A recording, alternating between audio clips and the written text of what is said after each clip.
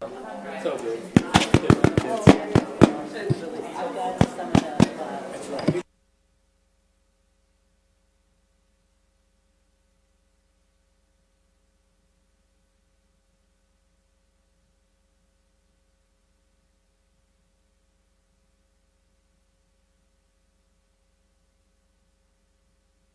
So work in progress. We can go to the Let's see more specialists. No, this is the one coming. Oh, this is the This is the wrong resolution. I can't take it. Or MSB days. Of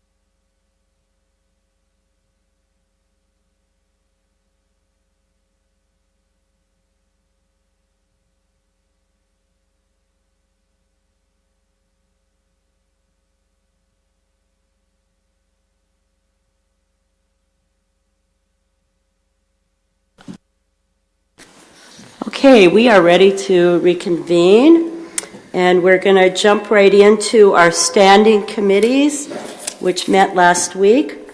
And we'll start with Member Lofold and the Education Committee. So I am going to just review our Education Committee meeting from last week.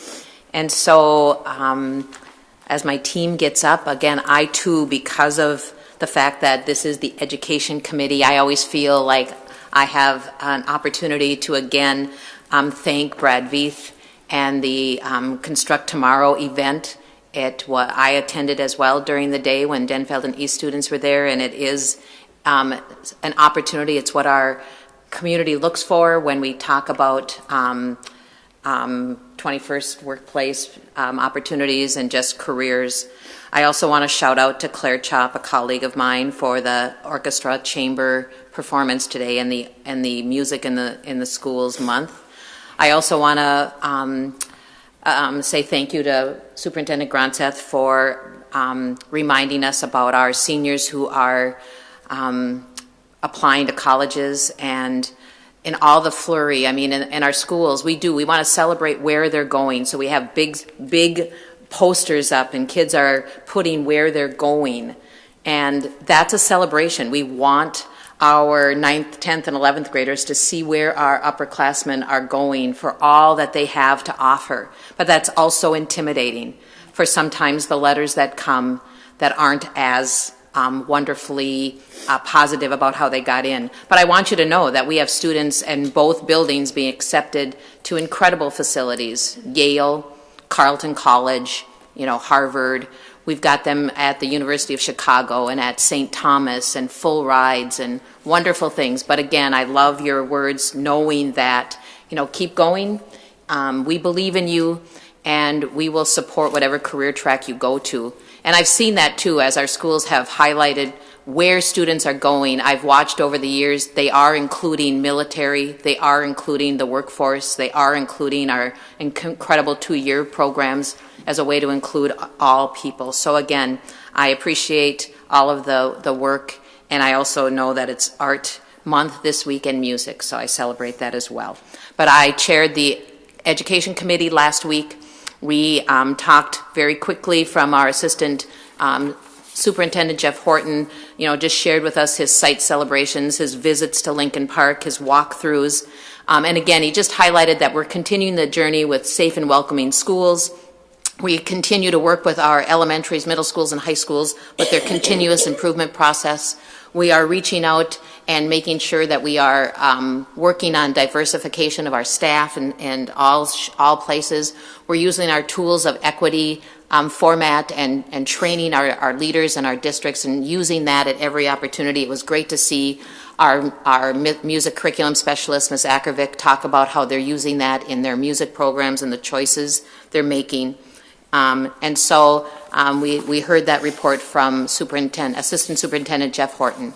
Then we also got an update from our Director of Curriculum, Gail Netlin. She shares with us that we are working on state standards in both the science area and next cycle it's English Language Arts, and that we're continuing to review benchmarks and standards. We know that March's update, we got an update on music, and I'll share that. April is update on art, and that we're reviewing our cycle for benchmarks and adoptions for curriculum.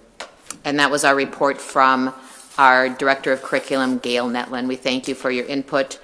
We always have questions and get more information as well from our directors, and we appreciate it. And both of those reports are recommended that they're informational for us as well. Then we did have an extended opportunity to listen to Terry Ackervik, who is our curriculum specialist in music. So she shared with us benchmarks and the adoption of the 2018 music and art standards and how those are working through. And she shared with us celebrations. She shared with us, what we see, and we saw that tonight. So we're celebrating music, and we were blessed to have Terry Ackervik share this with us, and again, that's recommended as an informational item. We have 3 grants that we looked at that are in the process of being applied for. So we have 3 grants. Michael Meyer from Denfeld High School, he is a social worker counselor with our district, and he submitted a grant to work for PBIS support, and also a grant for working with mental health concerns with our support group of African American female students as well. And that's recommended as informational, along with our 3rd grant from Leah Bangs at Denfeld, submitted a grant for Wells Fargo in hopes that she can get some equipment and update our deli and food program. So those were the 3 grants that were submitted, just for our information. Our action items, the only action item we have tonight is a second reading of our weapons-free zone, and we've looked at this policy.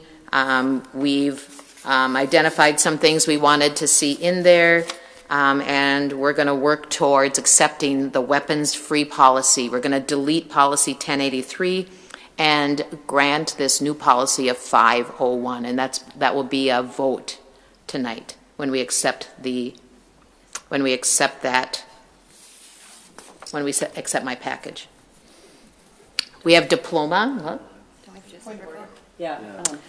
I don't have that as a resolution for that policy. Yeah, I believe that we are going to wait for the second for the second reading on it till April 2019. Is that correct, or why do I have that note in a note? Yes. Yes. Yeah. Okay. Did we talk about that at the committee meeting that we Approval of Education Committee report. Yeah. So we will vote approving the whole education report, but I believe we held off until the April 2019. And Superintendent Grant said, if you want to speak to. Well, I think you just said it. Okay, we did. So, yeah. And I knew that as well.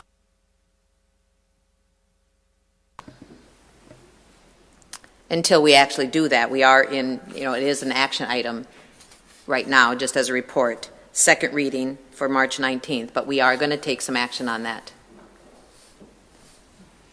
So I believe we're going to pull it when we go to approve my committee meeting. Okay. And then we have diplomas to award, and so it's my pleasure to be able to share with the board that it's recommended that Caden Nathaniel Opeland, Dane Edward Rosevold, Annika Rose Milburn and Sophie Ann Marie Robertson are going to be given a Duluth School District diploma.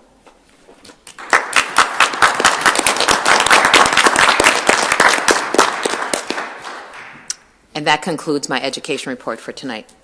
Okay, thank you. So it's been moved by Member Lofold, seconded by Member Trinka, and then discussion.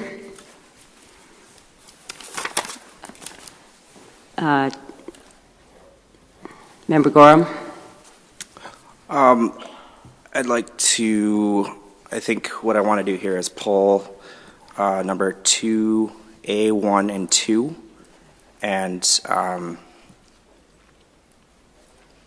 that we might have I guess what I want to do is make a motion to definitely postpone the reading of new policy 501 and the deletion of policy 1083 until our meeting in April.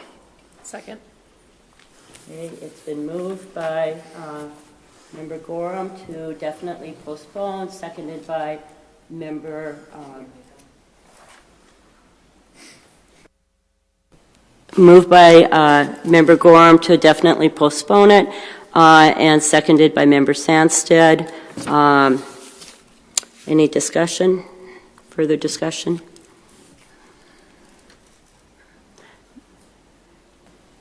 Member Lofold? I don't think I can clarify it any better than maybe somebody else can, but maybe we want to just share with our community why we are there. And so anybody want to give it a try? Because I'm not, I mean, I know why. I think it's like one of the sections didn't go far enough, or we were unsure about. So can we, I just would like some.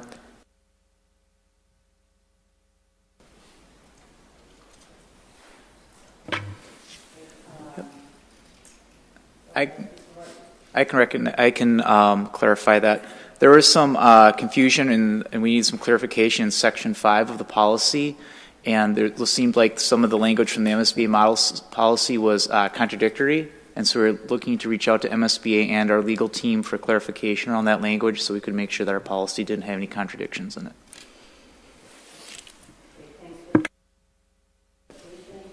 Any further discussion? Okay. So let's vote on definitely postponing it till the April committee or the April meetings. So all in favor? Aye. Any opposed? Okay. The motion carries 7-0. Gosh, sorry. Was there any other discussion on any other parts of the Education Committee? Okay. All in favor of the Education Committee report, please say aye. Aye. Any opposed? Okay. It carries 7-0, and thank you again, Member Lofold. Okay, and Thank you, team. okay, thank you, staff. Okay, we'll now move to the HR committee, and Member Kirby. Oh, gosh. Thank you.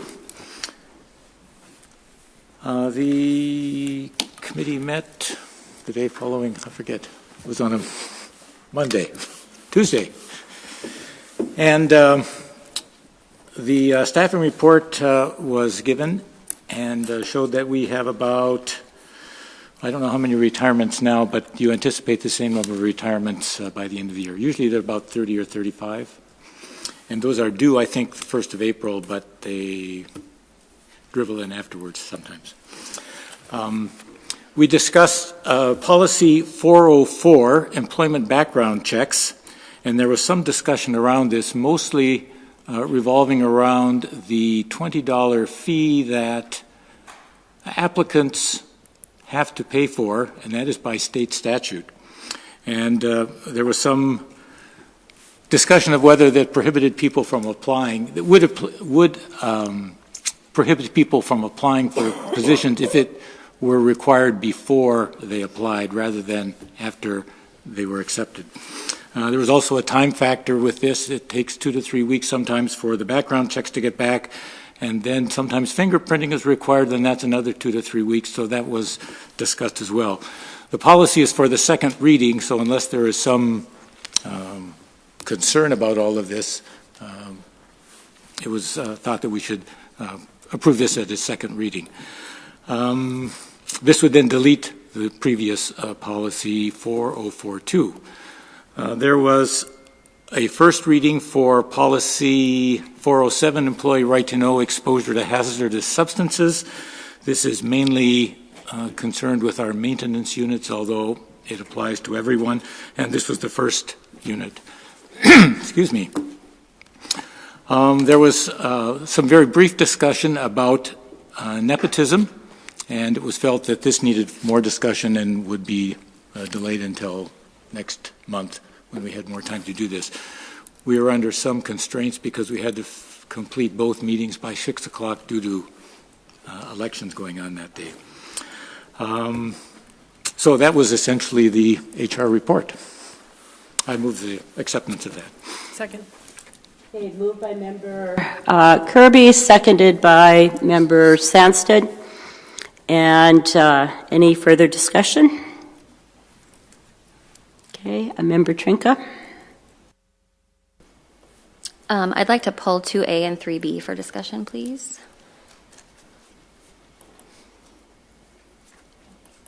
Okay, go ahead. Great, thank you. I wasn't at the HR committee meeting, so I apologize. I wasn't able to provide my feedback at that meeting.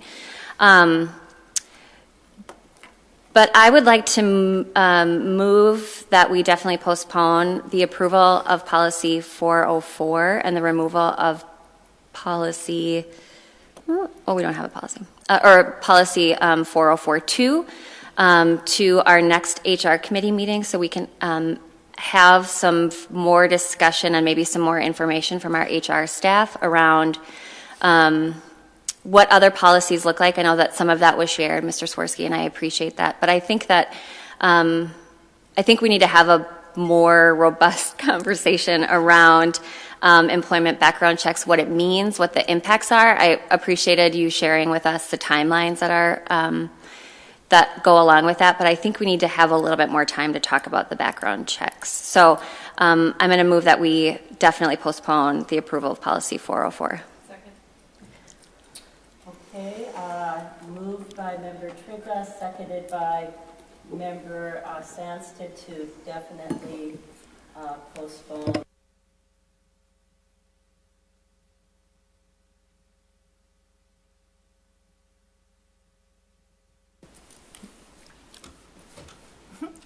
Member Kirby? Thanks. There's no urgency to pass this time?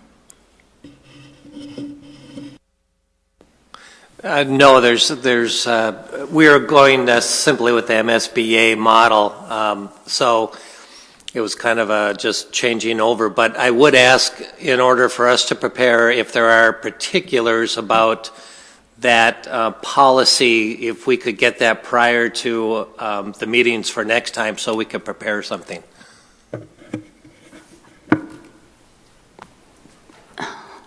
Thank you, Mr. Swirsky. And just on that note, so if you do have questions, why don't you forward them to me as chair, and I'll see that they get to Mr. Swirsky. Member Sandsted? Thank you.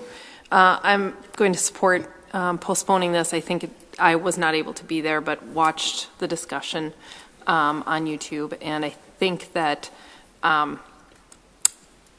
it's important for us to have a robust discussion about this and perhaps develop further the policy as to, once we have the background check, what happens with it internally.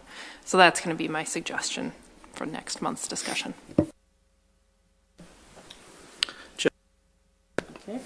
A point of clarification, Member Trinka, I heard you say definitely postpone the approval of policy 404. Did we also want to include postponing the deletion of policy 4042? I did. Oh, I'm sorry. Okay, thank you.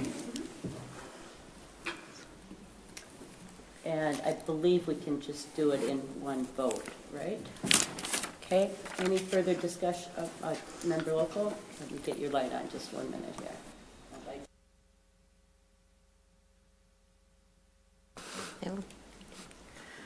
So I appreciate the, the ideas about postponing. I understand that, but I felt last week we did have good conversation. I think the policy as it stands right now can serve the purpose of background checks. When we went back to our meeting last week, I thought that Tim and Linda did a really nice job of laying out, some things you wanted us to think about. And so I hope that, we can revisit that conversation. Things like background checks are time consuming. And so the more that we have to do, the longer a hire might have to wait to really get hired. And oftentimes, from my experience in the district, is that we want to hire quicker. And if we keep, I don't think the general public or even our staff realize how long it might take, and then if we have to double back. But again, we had good conversation. If Tim Swirsky says this isn't an emergency policy to change, then I will certainly vote to have another conversation next month. But I also think that we could go with our background check policy almost just like it is. But there's some other considerations for maybe another policy under the hiring process type of thing as well, or the interview process. So I just want my colleagues to think about that. But I certainly can have more conversation continuing from the conversation that I thought was well done last week. Thank you, Member Lofold. And then Member Oswald. Thank you. Mr. Swirsky, I'd like to see some sort of language into how the school board would have access to background checks and where school boards are allowed to or not according to law, as that seems to be the crux of the issue. We all want to make sure that we have safe employees that are hired and aren't any conditions that may impede their employment. So I think as long as there's a condition and a process for school board members to have access to that, I think it may solve our issue.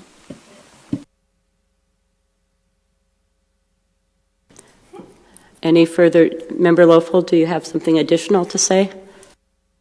I want to ask my fellow board members if you agree with Member Oswald's direction towards the human resource, because sometimes when just one board member asks our already thinned down department, it sends them on work that I don't know if we necessarily need. And I guess I don't support the fact that I, as a school board member, need to know the background check information. So, but that's a conversation for next week, I guess.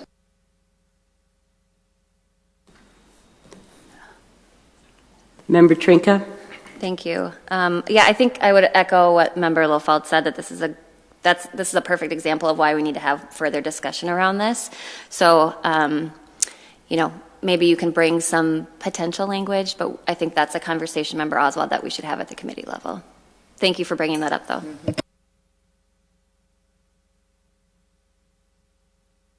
Member Oswald? Thank you. That's all I was asking for, was to have some language available that we could discuss, because if we weren't going to postpone this, I would be asking to insert language that I come up with myself, and I would much rather have it more team-oriented.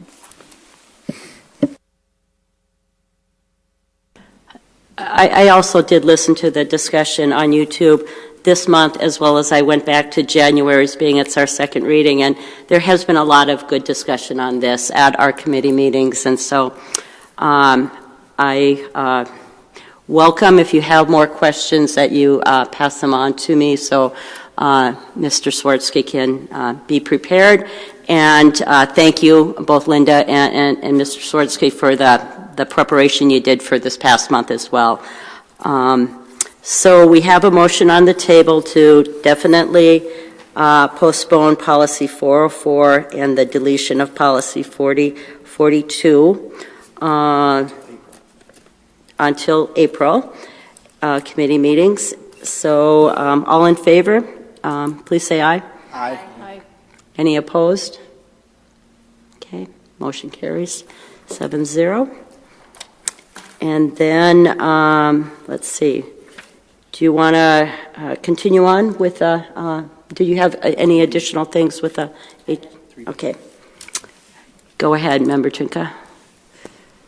Thank you. So the other item I wanted to pull was 3B, the nepotism discussion. And I think you guys had a good conversation about it. I just want to ask leadership to not let this fall off the radar so that we can, at an HR committee meeting, have a good discussion on nepotism policies. If I understand it correctly, MSBA does not have a model policy for this, and so I think that there had been some discussion about you reaching out to colleagues in other school districts to see what their policy entailed. So I just, recognizing that it's not, and I know that this is part of the business committee too, so it's a little bit complicated. I understand the position you're in, Mr. Swirsky. I just am asking administration to not let this fall off the radar. I think it's important that we follow up and create a good policy around nepotism. So that's all I had to say about that.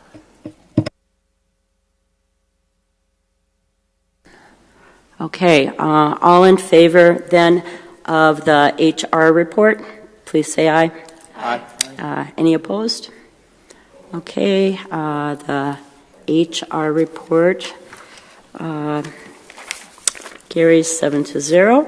And now we'll move to the business committee. And again, Member Trinka, you're on. Thank you. I want to thank Member Oswald for facilitating the business committee meeting in my absence. I've been on an unexpected medical leave, and so I appreciate your leadership in my absence. I did watch the meeting, of course. It was a good meeting. Again, as somebody said, we had to be done early, and so we didn't get through all of our items, so there will be some discussion around that today. I do want to let folks know that this coming Tuesday at 4:30 in this very room, we'll be having a committee of the whole, and our CFO and I believe Peggy too is going to talk with the school board as well as with anybody who wants to show up or watch us on YouTube about the process through which our financial teams are working around setting our budget for next year. So we won't be presenting numbers. It's a little early for that, and some of it will be contingent upon what we discuss tonight. So we didn't want to present numbers this early, but I just want to extend my gratitude to the finance team for all your hard work. This is a busy time of year, and you are going to get inundated with questions from the community and from board members. So thank you for your patience with us. So I would encourage everyone who wants to understand some of our new budgeting processes to attend or watch Tuesday at 4:30. All right, so as always, we went through the financial report, and moving forward, when we have more time at meetings, we'll be doing educational events at the business committee meeting around the financial report to help us better understand the processes, the different fund streams, the rationale behind decisions, so we can make more informed decisions, and the public can maybe better understand the complexity of school board financing and can join us on our educational journey. So, let's see. Okay, so that was briefly touched on. A quote for district-wide chiller inspection and maintenance service was discussed, and so with the approval of the business committee report, we'll be moving forward with a continuation of our contract with Johnson Controls for district-wide chiller inspection and maintenance services. Moving on, we have policies and regulations, the first being the conflict of interest and fiduciary duty that I mentioned a little bit earlier. This was briefly discussed during the HR committee and then discussed during the business committee as well. It's our second reading, so we'll be recommending that we move forward with approving policy 307 on the conflict of interest and fiduciary duty. We discussed contracts, change orders, and leases, so had an updated contract to lease / purchase, this case is purchase, vehicles for driver's education program. And so, again, we'll be moving forward with that after the business committee. Next is Resolution B-3-19-3631, which is on the acceptance of donations. So once again, I want to sincerely thank all of those in our community who donate so generously to our schools, including things like balances outstanding on free lunch or on lunch, on our lunch program, donations to some of our tech programs, et cetera. It's great to see that support from our community in dollars and cents. So we'll be recommending that we approve Resolution 3-19-3631. And now we get into the meat and potatoes. This is, oh, sorry. Could you read that resolution? Oh, yes, of course. Yep, thank you. So, oops. Resolution B-3-19-3631, acceptance of donations to Duluth Public Schools. Whereas Minnesota Statute 465.03 requires a school district to accept donations by resolution expressed in the terms prescribed by the donor in full. And whereas acceptance of the donations in accordance with the donor's terms is in the best interest of the Duluth Public Schools, now therefore be it resolved that the Duluth Public Schools does accept the below described donations from said organizations in accordance with the terms set forth herein. Be it further resolved that the Duluth Public Schools wishes to extend its grateful appreciation to the various individuals and organizations. I move Resolution B-3-19-3631. Second. Thank you. Could I have a second? Member Sandsted seconded it. Mike. Member Sandsted seconded it. Any further discussion? Okay, all in favor of accepting the donations, please say aye. Aye. Any opposed? Okay, motion carries 7-0. Thank you. You can go on now, Member Tran. Thank you. So there was a robust, well, as robust as it could be in the short amount of time that we had, presentation around the authorizing the issuance of refunding certificates of participation. There were 3, 219A, B, and C. And there are nuances and complexities associated with each one of those. And so, do you want me to do this during discussion, CFO Erickson? Your presentation or your discussion? Do you want me to do that during discussion? They're resolutions, so we need to read through the resolutions and then have discussion. Okay, great. Thank you. We can always skip over them later. Would you like To go through the rest of the report and then come back to it. Microphone. Microphone. Yeah, Member Trinka, would you like Kathy Erickson to summarize it before we start with the resolutions? Yes. Okay. Okay. Thank you. Yes, before we move forward with reading the resolutions, I'm going to ask CFO Erickson to give us some details around this. I ask respectfully that when you're talking about them, that you be really clear which one's A, B, and C. I also recognize that this is a charged issue, and so I ask that we recognize that our fellow board members are coming in with informed opinions and decisions and individual experiences, so I would just ask that this be a respectful decision, not that I don't think it will be, but, and I've also asked our student representatives to make sure that they weigh in on this too. So, turning it over to you, CFO Erickson.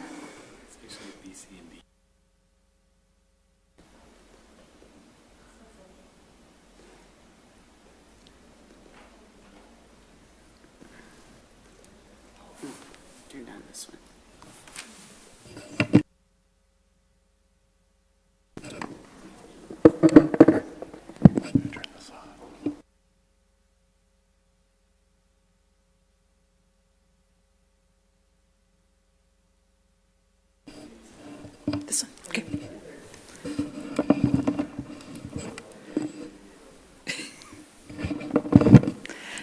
Thank you, Member Trinka, for the opportunity.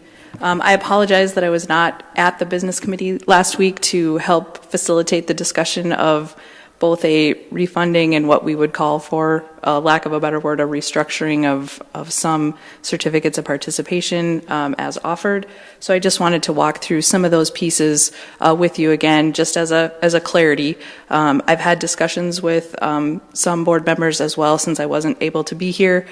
So hopefully I can address those questions and make sure that the resolutions in front of you that is fully understood as we move forward. The reason that these, the 2019B and 2019C are what I would consider a traditional refunding. These are the refundings that you looked at earlier this year, where you were considering a refunding, but the market conditions led us to think that there would be better opportunities in the future. In working with our financial advisors, now we are seeing better market conditions. So at this time, we are recommending that these two be refunded as a traditional refunding, staying on that same payment schedule that they are currently on. So this would just be seeing a better interest rate and returning that savings as lower payments on our levy certification. So far, so good. 2019A is the certificates of participation that are not on our debt service levy, but are payments through our general fund. So there were additional debt service obligations by the district, but rather than having them as a levy option where we collect tax dollars and pay those off, we were obligated to take money out of our general fund and pay those off. Those have an estimate of between $3.4 and $3.5 million per year through fiscal year 28, and then smaller payments paying off through fiscal year 30. So these are part of our debt obligations, but are being paid through a general fund payment versus a debt service payment through a different fund. So far, so good?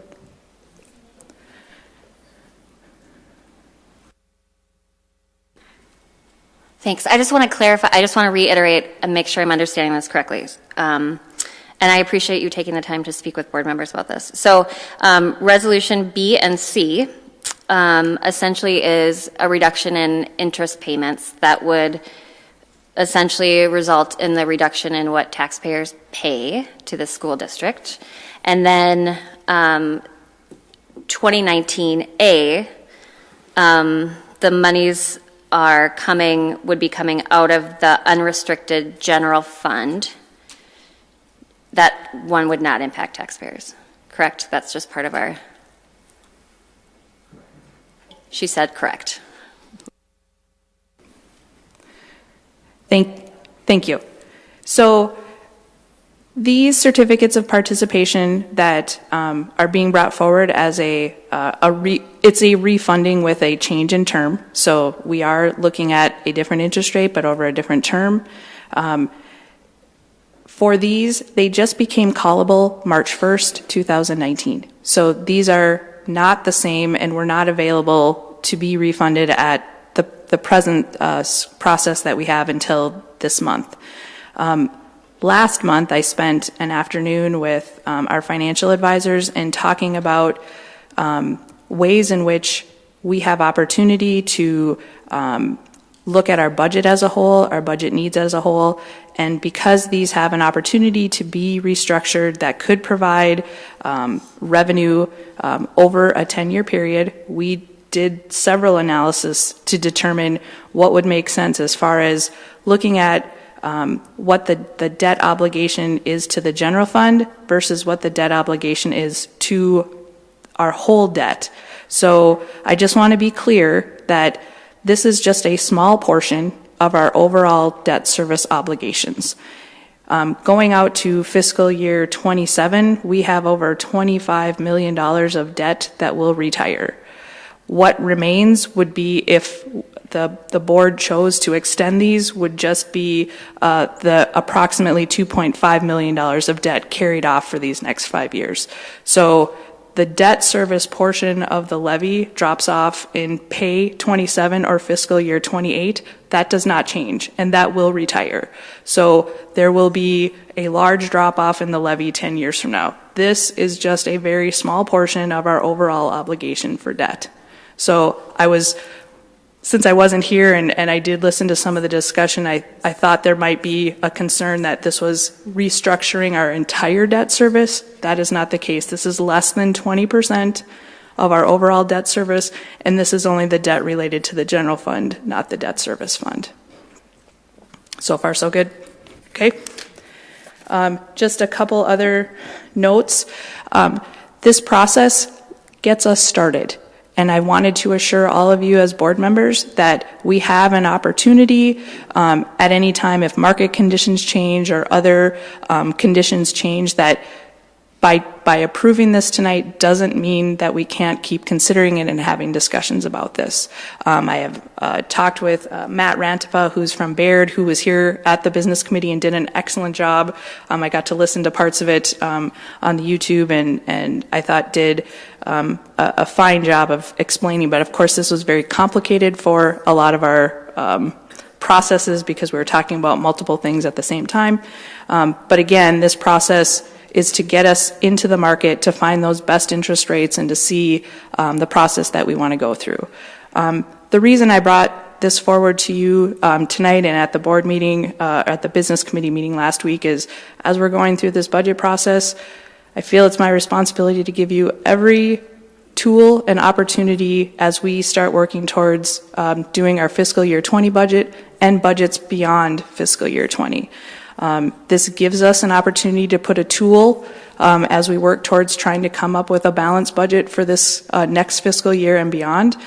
So while there is cost involved in this, there's real-time opportunity for us to utilize these funds now to do those things that the board and administration has identified as needs. And again, this again is just a tool for us. It is an opportunity, and I think that it would help in the big term as we start going through our budget process next week at Committee of the Whole and beyond when we do our final budget. And I'd be open to any questions. Thank you, Kathy. So, are there any questions for Kathy? Member Gorham? Yeah, just a couple questions to clarify and perhaps understand better. So what we're saying tonight is approval of these resolutions is just approval to go ahead and start looking at the market and the opportunity to do this. It wouldn't actually happen until we vote on it again, as the way I read the resolutions. True. These don't go into effect unless we vote on it again in the future. Is that correct? Hold on. Good evening, everyone. Matt Rantipa from Baird. Great question. As it relates to additional school board action to enter the capital market, there would not need to be additional school board action. Baird would work with school district administration, CFO Erickson, and Superintendent Gronseth if rates are conducive and taxes at market conditions hold and remain favorable. We would have the ability to lock in a borrowing rate and payment structure without further school board approval. If the school board would prefer to have that option to take another action before entering the capital market, we can certainly do that.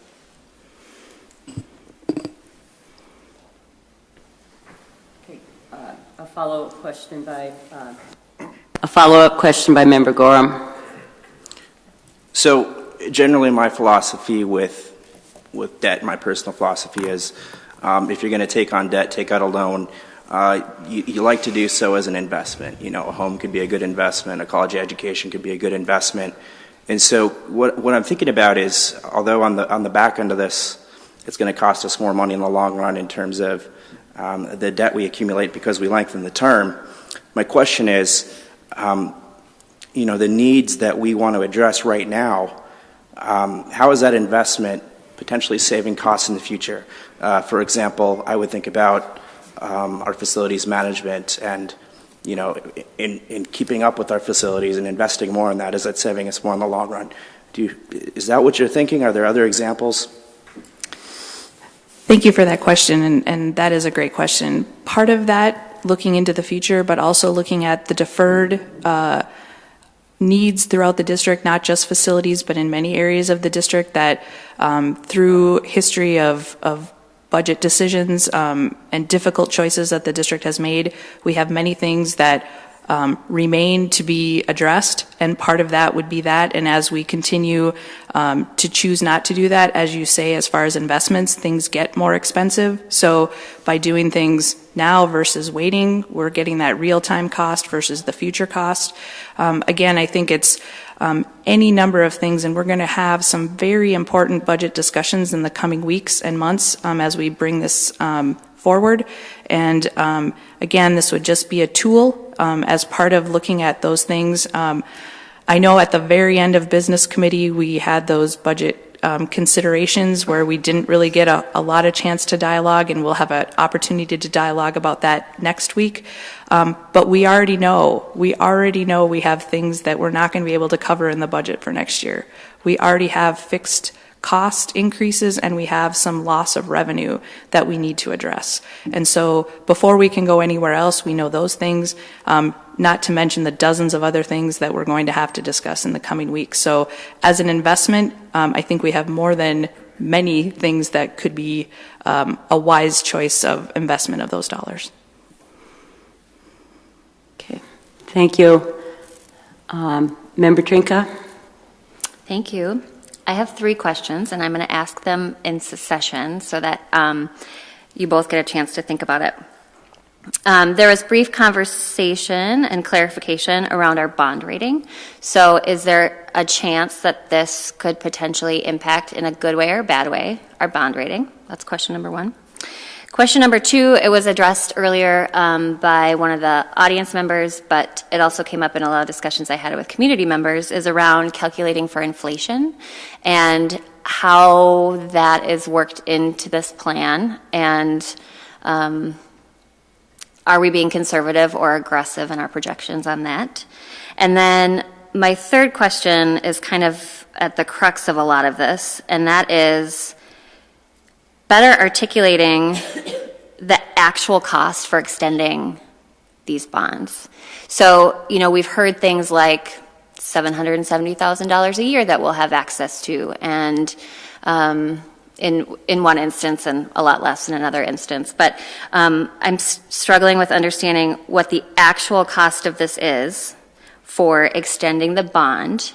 And if I'm understanding correctly, that payment is going to come out of the general unrestricted funds. So if you could, between the two of you, if you could answer those 3. Thank you.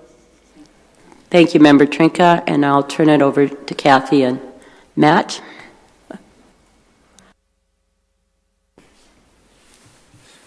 I'm happy to answer the first question as it relates to the debt issuance or potential restructuring and refunding affecting the school district's outstanding bond rating. I don't believe that the rating agencies will look at this unfavorably. The recent passage of the district's operating levy, which provides round figures roughly $5 million of additional revenue on an annual basis to work with on the operating side, I think the rating agency will look at that favorably, will benefit their overall view of the district's finances as a whole. Coupling the refunding for savings, which Kathy referred to, CFO Erickson referred to as the traditional refunding for interest savings. The rating agency will most likely view that as the school district taking the steps to be good stewards of taxpayers' money to take advantage of favorable interest rates right now to lock in that interest savings. As it relates to the restructuring and refunding or the 2019A resolution, although the debt is being extended, it will provide the roughly $700,000 of general fund relief or stability, which I believe the rating agencies will understand the reasoning and the rationale behind the restructuring. Would you mind repeating question number 2, please? Unless there's any other questions as it relates to number 1.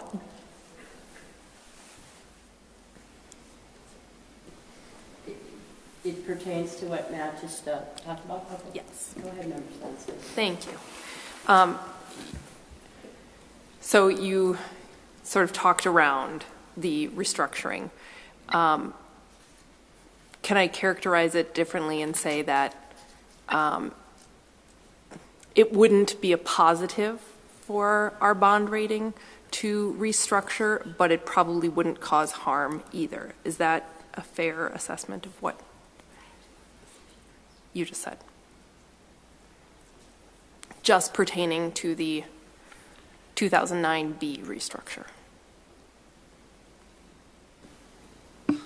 I do not believe it will have a negative impact, no. I think taking the steps to stabilize the general fund through the restructure, I don't believe will have a negative impact on the bond rating.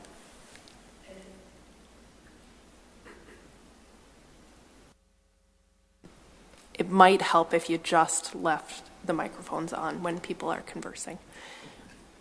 It wouldn't have, you don't think it would have a negative effect, but you also don't think that the restructure would enhance our bond rating. Is that correct?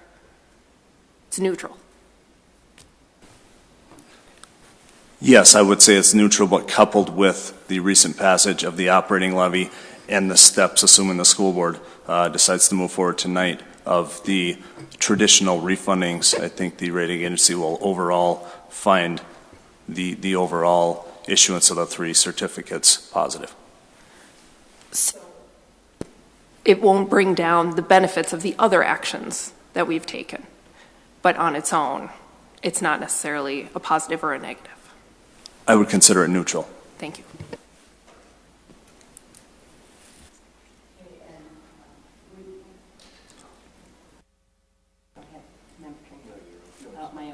Okay, go ahead, Member Trinka. Great. My second question, thank you for answering that. Thanks for the follow-up, Member Sandstead. My second question is around answering the question about, that's redundant, how are you calculating for inflation, or how are you not calculating for inflation? It seems like there's some confusion around that.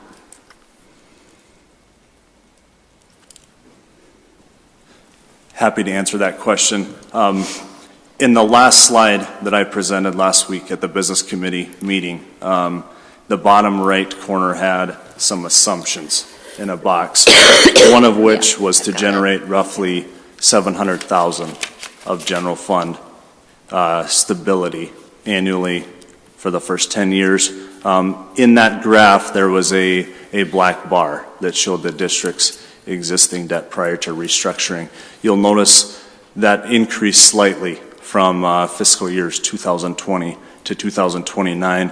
Current market conditions are such that we're able to increase that savings a little bit each year to increase, or to keep up, with inflation, where early on, fiscal year 20, that savings is around $700,000, and by fiscal year 2030 climbs to over $800,000, where there is a inflation factor built in with current market conditions that allow us to do that.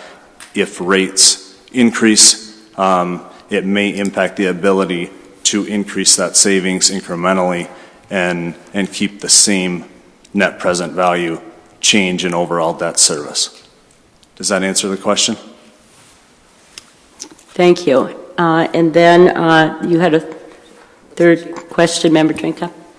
Yes, it does answer my question. Thank you. My third question is around actuals. So there was a little bit of confusion at the committee meeting about net versus, well, if you could just kind of reiterate the net savings and whether or not that includes the fees that we would be responsible to pay your organization. And I'm struggling with understanding what the actual cost to the district will be for extending the bonds and how that will impact the district and the students in 10 years. And just to confirm, when you say actual savings, are you referring to the interest cost savings associated with the 2019B and 2019C traditional refundings? No, I understand that B and C, the traditional refunding, will go back, that will be seen in taxpayer savings. My question is around 219A with the general fund. If we're extending the length of our loans by refinancing, what will this actually cost the district in those years that we are extending those 5 years, 5 or 6 years where we're seeing an extension of the loan.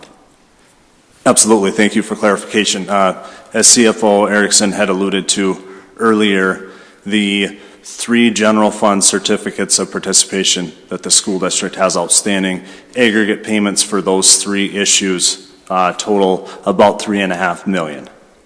After the restructuring through the refunding mechanism, those payments would be in total with the restructuring of the 2009B certificate of participation around $2.7 million. So it would be an additional 2.7 annual payment for 5 years, 5 to 6 years, beyond the current maturity right now of the 2009B. The actual cost associated with extending that maturity 5 to 6 years in total for payments would be about $4,346,000 based on current market conditions. Now that's total payments paid over the life of that restructured bond issue. If we look at that on a present value basis, taking into account time value of money, that would equate to roughly $493,000 in today's dollars that the district would be putting forth to generate the roughly $700,000 of annual savings to the general fund for 10 years. Okay, I don't think my question was answered, and maybe it was, and it just wasn't answered in as succinct of a way that I would like. I think part of the confusion is we keep throwing around these different numbers, and there isn't a I don't have an understanding of how, by restructuring this, I get the piece about the traditional refunding. I don't have a problem with that. My question is, and this goes to some of the questions that we've received from the community, if we are extending this, again, by 5 to 6 years, what will this cost? How will this impact the students who will be in our schools in those 5 to 6 years?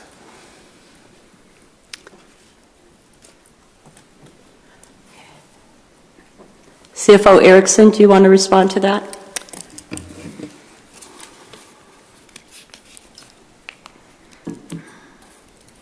The extension of the bond payments would just be shifting those obligations just out for those extra 5 years, allowing us the opportunity to have access to the $7 million currently in the first 10 years.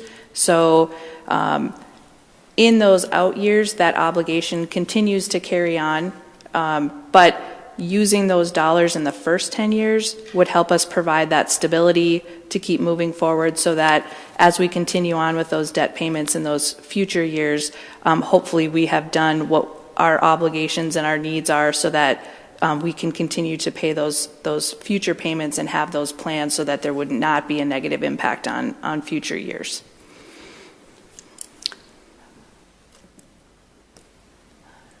Member Trinket, did you have any additional questions? I'm still struggling with the answer to that question. And you framed it sort of in a previous conversation that we had. Can you put this to me in really clear language? So if I buy a car on a 10-year loan cycle versus a 15-year cycle, I'm incurring additional interest costs for those additional 5 years.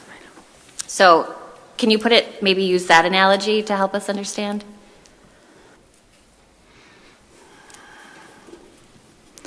Thank you. And I apologize, there's a lot of numbers involved here. And when we talked about, and I believe Matt mentioned the present value of approximately $492,000, that is what we would consider the investment, the additional investment that we would have to be making in value to the district in order to access the $7 million now versus not having access to it. In a sense, we're making revenue available to us to utilize now, and in order to do that, we're extending that debt instead of taking out a loan per se for ourselves in order to create some fiscal stability in the district. And part of that process, and I think I mentioned when we had a discussion that we don't have very much room for error in our upcoming budget because we currently do not have a large fund balance. And for us to have this ability to make sure that those things that need to be met, we can meet, for anything that potentially could be unexpected, to create that fiscal stability, this gives us that tool. And so that's the purpose of bringing this forward tonight. So I hope that helps clarify. Thank you.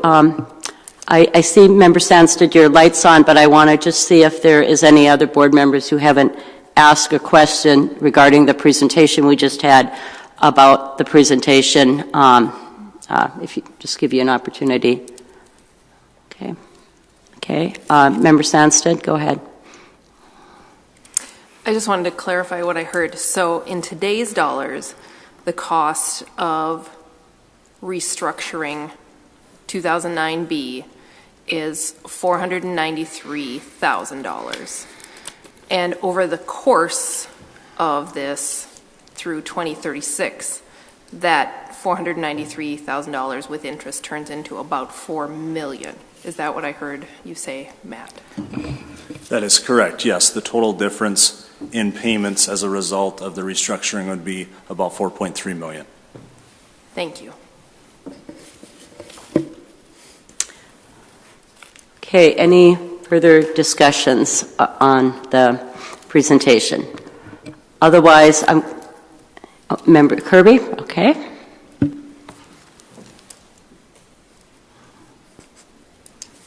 Go ahead. I was just going to follow up on Member Trinka's analogy. Maybe, I don't know, tell me if I'm wrong here, but you could buy your car for 10 years but have no money for gas, or you could pay a little bit more over a longer period of time and have money for gas. I don't know if that's... Okay, I'm concerned we're now starting some discussion, and I think we need to move forward with the first resolution. We'll have 3 votes, and so we'll start with Resolution B3193632. And Member Trinka, do you want to give the highlighted version we had talked about?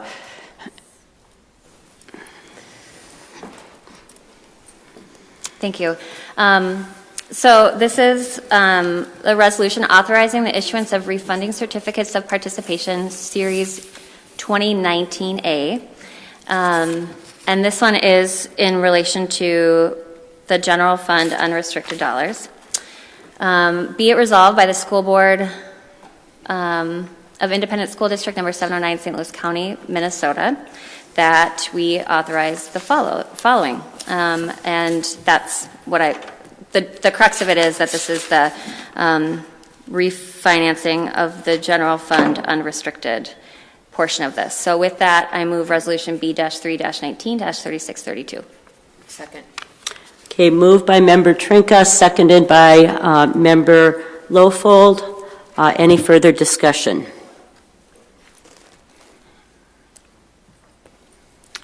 Okay. I'm on, I think. Okay, Member Kirby? I just wanted to make sure which, this is the restructuring, not the refinancing. Okay. 2019A. Yeah, so everyone is clear. It's Resolution B3-19-3632. And again, it's the first one that is listed of our 3 resolutions. And then Member Sandstead, did you have a comment? Yes, I do have a comment. Thank you. First, I wanted to say I really appreciate the work of our CFO and the business team in terms of looking for strategies to increase our available revenue, to address longstanding budget issues. And she and I have had good conversations over this, and really appreciate that we're coming to a point where we're finally ready to maybe have some harder conversations and more discussion about things that do need to change in our district budgeting for the long term. And I appreciate the long-term thinking that's going on here. With that said, I disagree with the proposal because I do not want to impose the extension of these payments onto the district 10 years from now. I think all of us agree that we wish we were not burdened with the $3 million we're having to spend, 3.5 out of the general fund currently on this. I understand it was related to facilities money, and I still don't quite understand why it couldn't have been handled with levy funds rather than general funds, but that ship sailed a decade ago, and I want to make sure that a decade from now, the ship finally arrives in port. I won't say sink, because that would be terrible. But on behalf of our future board in 2031, who will have a great party having paid off this debt, I can't support this restructuring, especially at a cost of $4.3 million over the course. And so I know we'll have to look elsewhere for dollars in order to balance the current budget, and I'm prepared to do that. Okay, thank you. Member Gorham? Well stated, Member Sandstedt. I agree. I appreciate the efforts that have gone into this and the thinking and all the different things we're looking at to keep a healthy, stable budget. The long-term cost for me right now is just too much to take on when thinking about the future. I believe we have to make hard decisions, and this is one I think we have to make. Fiscally, I just don't think it's a good decision to extend the term and take on this much more cost for our district. I think we're going to have to make some hard decisions now. Thanks. Okay, and Member Trinka? Thank you. I too want to thank the finance team. I think when CFO Erickson came on board, one of the clear directives was we need you to be as creative as possible with finding us as much money as we can to support the wonderful work that's happening across our school district. And I recognize that there are significant needs that are not currently being met because of the position that we're in financially, which doesn't unfortunately have much to do with those of us who are sitting up here now. But again, the ship has sailed. I'm looking forward to hearing some feedback from my colleagues on this because I'm struggling with this one. I think it's important, and I indicated this to CFO Erickson as well, that we're really thoughtful about looking forward. So I appreciate the 10-year, 20-year perspective that you're taking to the work that you're doing. That's exactly what we need. And I appreciate you hearing us on that. I also appreciate that you're trying to present us with a balanced budget, and that's really difficult given our current financial state. I think I'm just really struggling with taking on this additional debt, and I'm also really struggling with financing this for any longer than we already are. Because we know that those buildings are going to need to be fixed before that, and so it's kind of like we're taking out a loan on, like we're extending the money that we're paying as we're still trying to fix these buildings, and I'm not sure that that's the best way for us to approach how we do facilities maintenance and how we pay for it moving forward. So I look forward to hearing from other folks. I think I want us to have as much access to general fund dollars as we can, and I know that you've been doing a lot of work, CFO Erickson, around making sure that the money that we have access to and all the different streams of funding are being utilized optimally, if that's a word. I just don't know if this is the right way to go about doing it. So I look forward to hearing what other folks have to say. Again, thank you very much for your hard work and for bringing this to us. I really appreciate the work that you guys are doing. Okay, Member Oswald. I want to know if I'm thinking this through correctly. I'm multiplying $700,000 times 9 years. That's the life it is, so that's $6.3 million. And it's going to cost $4.3 million extra. So we're only coming out $2 million ahead. And you divide that $2 million by 9 years, and you're getting $200,000 or so a year. Is that a correct way of thinking? Go ahead, CFO Erickson. I'll turn it over to Matt. Or Matt, Yep. Okay. Just to clarify, the savings would occur for 10 years. So in the example that you used, it would be the 700,000 over 10 years would equate to 7 million versus the 4.3 million future dollars, or as CFO Erickson had alluded to, with the present value or time value of money taking into account a $493,000 investment today to get the 7 million of additional savings over the span of 10 years.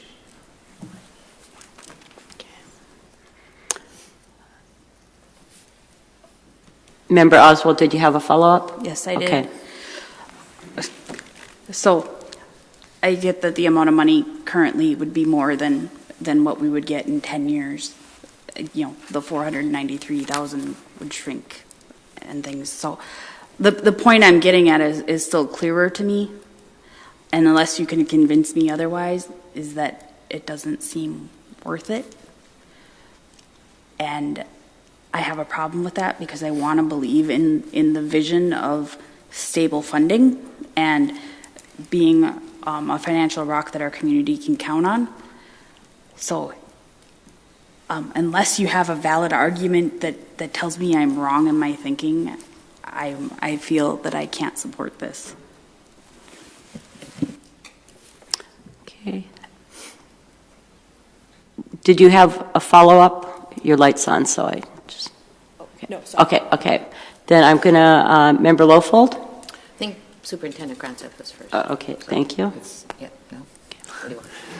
No, it's fine. I was just going to speak to, and Member Trinka alluded to it as well, as we see our role as bringing you options. Creative options are what you've asked for. I appreciate that these are difficult discussions, and it's a lot to work through. It's a lot of financial terms that not all of us work with every day, and so understanding things like time value and all of that takes a lot of discussion, and I do appreciate the depth of the discussion that's happening. I wish we had more time at the committee meeting. I just want to point out it's kind of unusual that we have a discussion like this at the school board, and wanted to say that the reason this is happening at the school board is because elections were on Tuesday and things ran a little short. So I just wanted to point out that our recommendations were to approve these, but that is subject to your discussion, and if you make a different choice, that's your prerogative to do so. And I've leaned on our finance team as they have worked with Baird to come up with creative options to support our current budget, and kept the long term in mind as well. But I just wanted to thank you for having this discussion, and I appreciate the tone of it as well.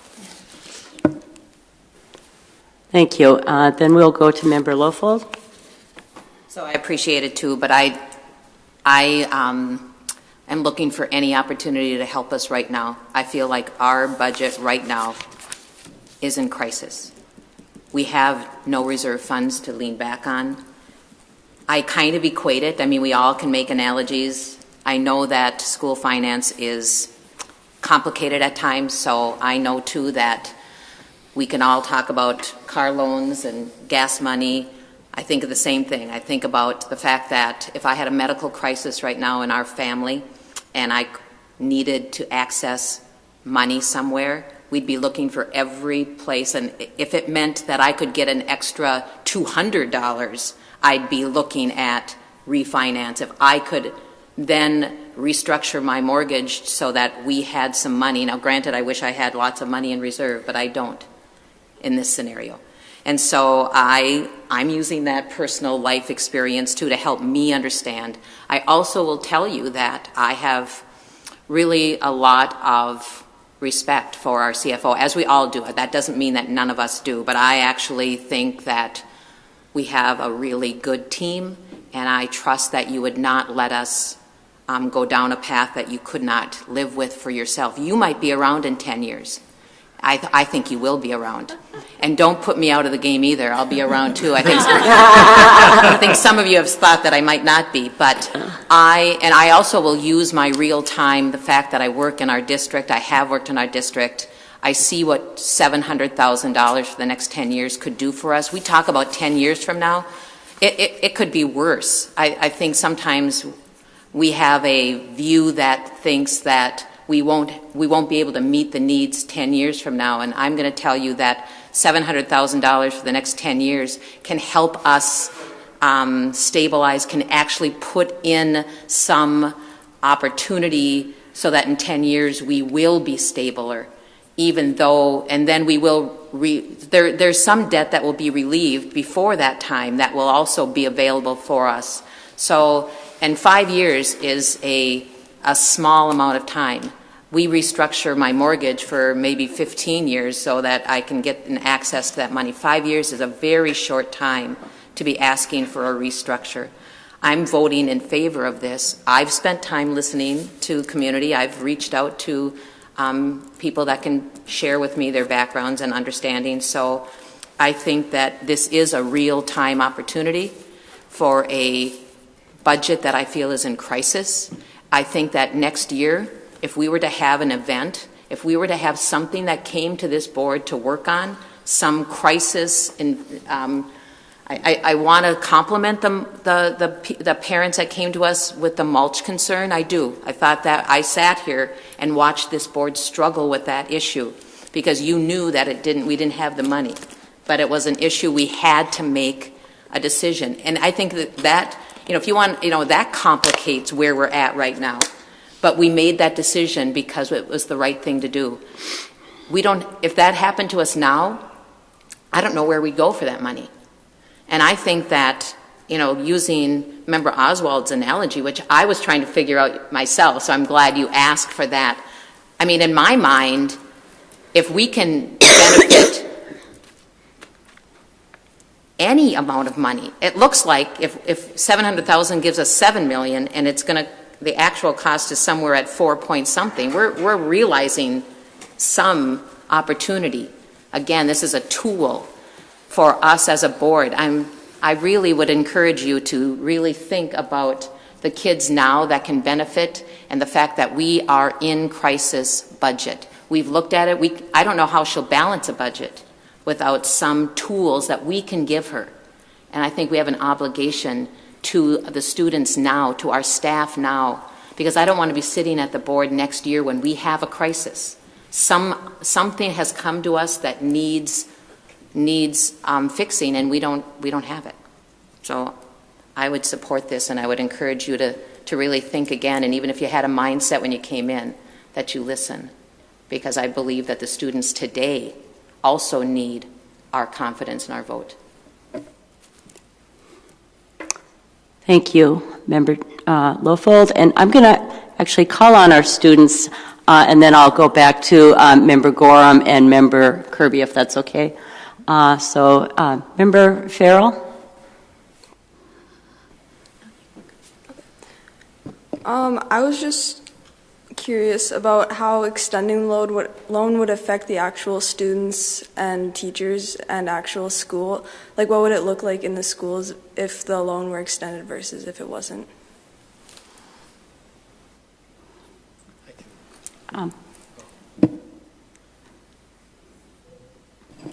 Go ahead, CFO Erickson. Thank you for that great question. I think that's a part of a long-range board discussion that we would have as we're putting together the fiscal year 20 budget.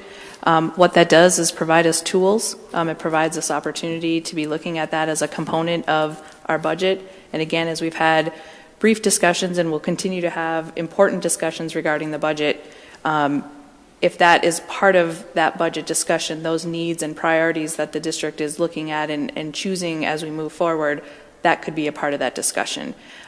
Certainly, if those funds are not a part of our discussion, when we look at our fiscal year 20 budget, we wouldn't have that available to us as far as making decisions. So it's really just I can't say that it ties to anything in particular. It becomes a part of the larger discussion of what revenues do we have available to us, and then what expense priorities do we have. So again, it just makes revenues available in the current years for the next 10 years to be a part of that budget discussion. So I wish I could say in specific what that could mean. It just becomes a tool as far as helping us balance the budget. Thank you, CFO Erickson, and good question. And then Member Natalie.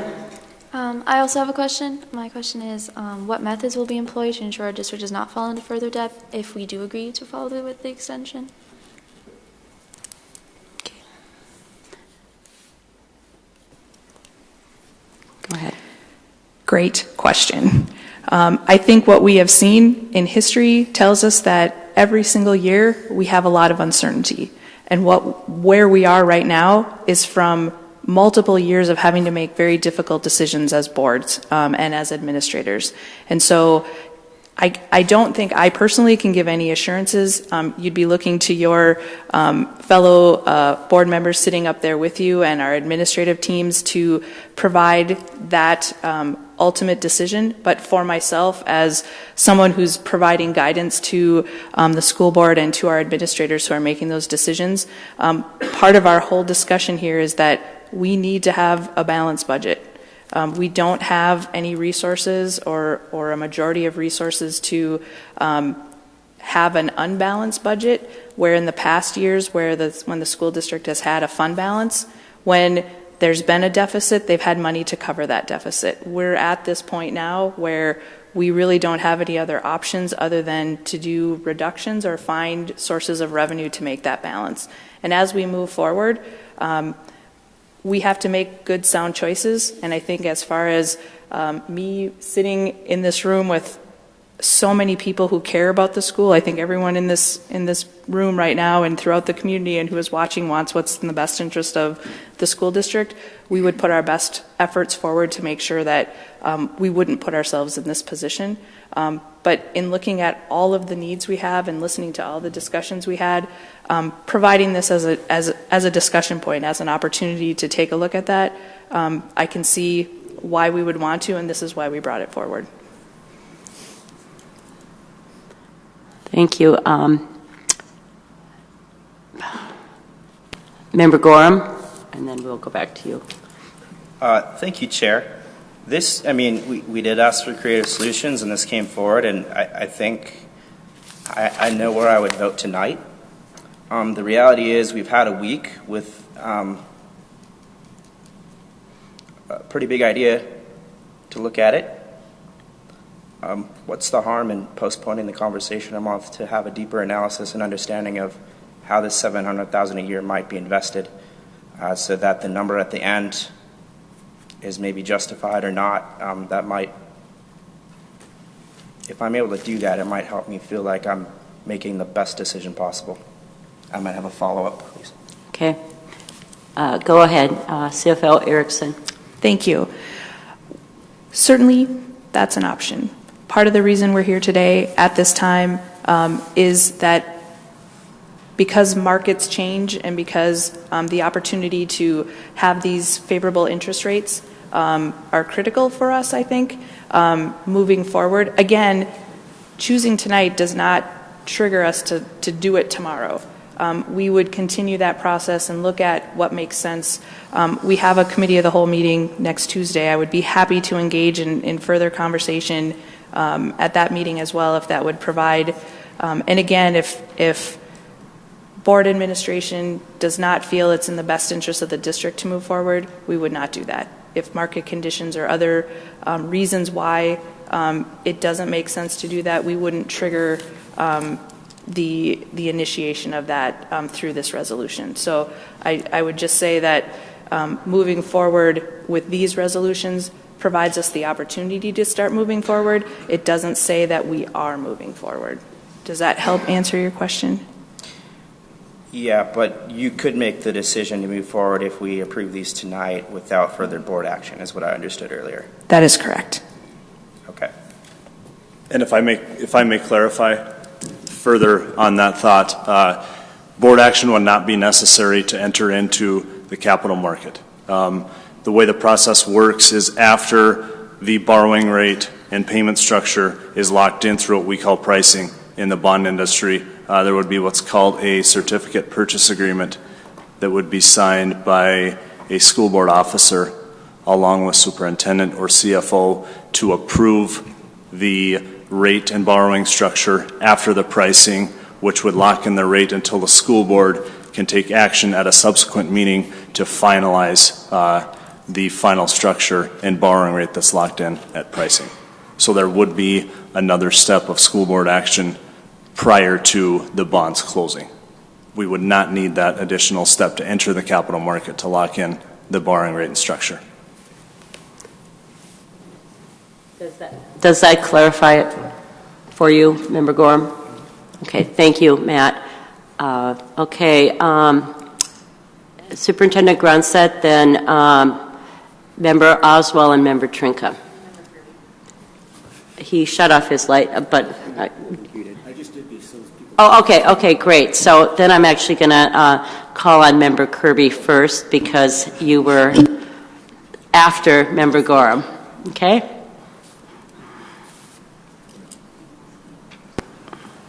Go ahead, Member Kirby. Okay, thank you. I appreciate all of the discussion we've had and the emails I've had from community members. I've thought about all of that a lot, and I think I can see all of these points of view. I do think at this point I would vote for going forward with this. I think budget stabilization is necessary, and this would help. I've also been at several schools lately and talked with staff who are in crisis mode for lots of things. Take technology, for instance, and we've experienced that here tonight. I think an investment in technology is necessary. It's not something we can put off anymore, and we need the money to do that. 80% of our budget is people? So that doesn't leave a lot for other things, and these other things we need to do. So I think that I would move forward with this at this point. Thank you, Member Kirby. Superintendent Grunset. Thank you.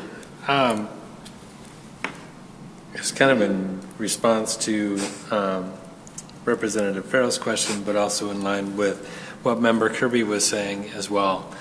As we've done budgets over the last 22 years, I guess I've been in the district, we have been in reduction mode.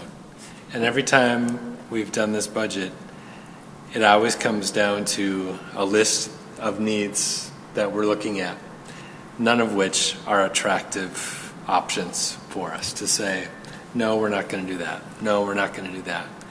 And year after year, we've done it. We've put off buying buses. We've put off buying cafeteria tables and technology and any number of things that comes up on our list of needs. And as we've spent the last couple of weeks in one-on-one meetings with principals, their asks aren't always huge asks.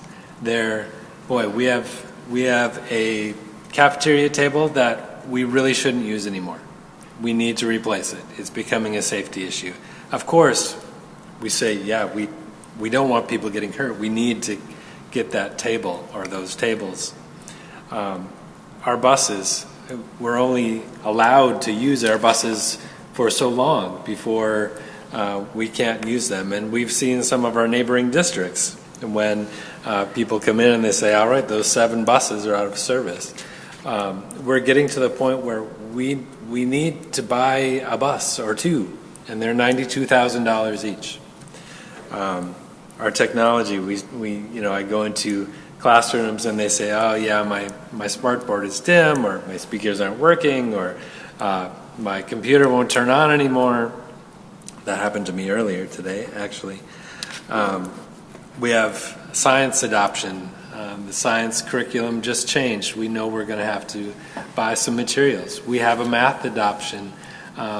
We are looking at, boy, how are we going to replace these materials?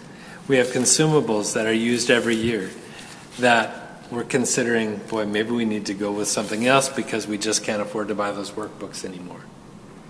Every year, we make very difficult decisions because we also want to make sure that we have as many people in front of our students and working with our students as we can. This money, although it's not a huge amount, when we see $700,000 a year over the next 10 years, we say, oh man, that could be a bus this year, and we could add that to our curriculum budget to get these materials, and we could get the cafeteria tables. And there are small things that we could do along the way that we do need to do, that we have to do, we're required to do. And by doing those, it means we're going to have to make other hard decisions. Neither one is an easy decision. Deciding to make a longer-term investment for some gains along the way, or we're going to have to be making smaller decisions all along the way for reductions. So I just want you to keep in mind the small things that we hear almost every day. I know Kathy comes in and says, I've never had someone come to me and I didn't want to give them the money that they needed for the need that they have. So I know that is what is behind bringing you these options. The need that we have as a district is great.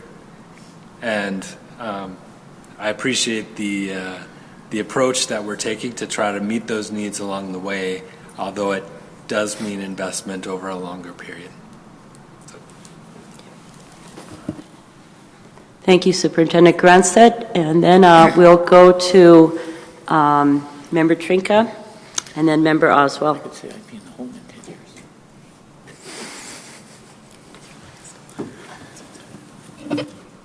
Great, thank you. I understand the importance of having a balanced budget, and I know that CFO Erickson came into financial disarray and is doing everything in your power, if only we had a magic wand, to allow us to be in a position where we can buy cafeteria tables and school buses and all of those things. I know there's not a single person in this community who would say we shouldn't give our schools more money. And I think, frankly, that this is a referendum on our elected officials with their inability to properly fund public schools. And I hope that that message is being just as clearly shared at the State House as our asks for them, because I think it's important that they understand that our children are sitting at unsafe cafeteria tables. And you're putting local school districts at risk, and you're putting us in these positions where we have to decide between being in this really unfortunate financial position. So I agree with Member Lofald that we're in a budget crisis, but we've been in a budget crisis for 10 years.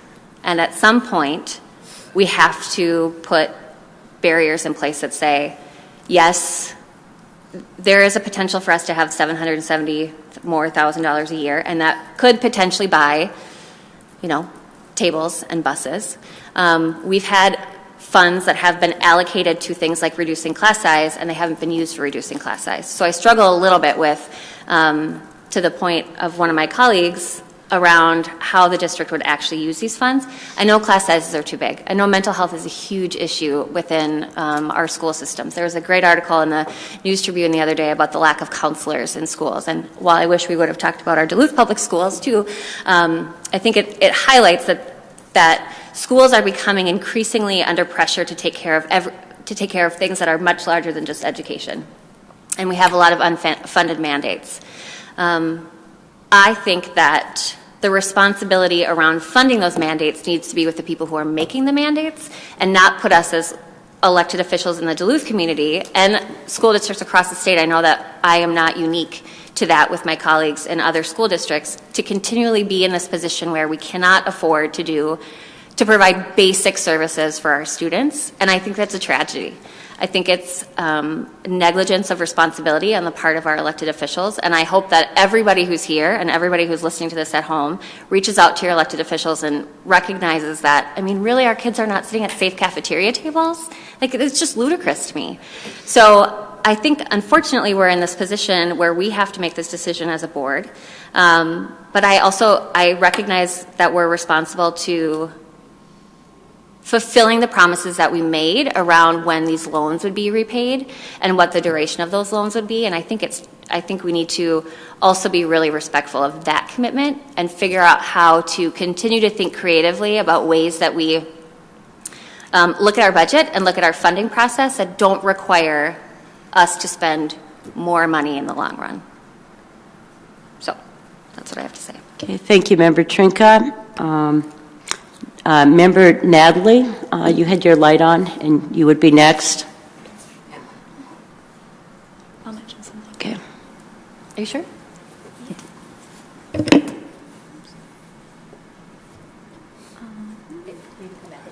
think she did speak. Oh, okay, your light had gone on again, but that's okay. Then it will be Member Oswald. Thank you, Chair.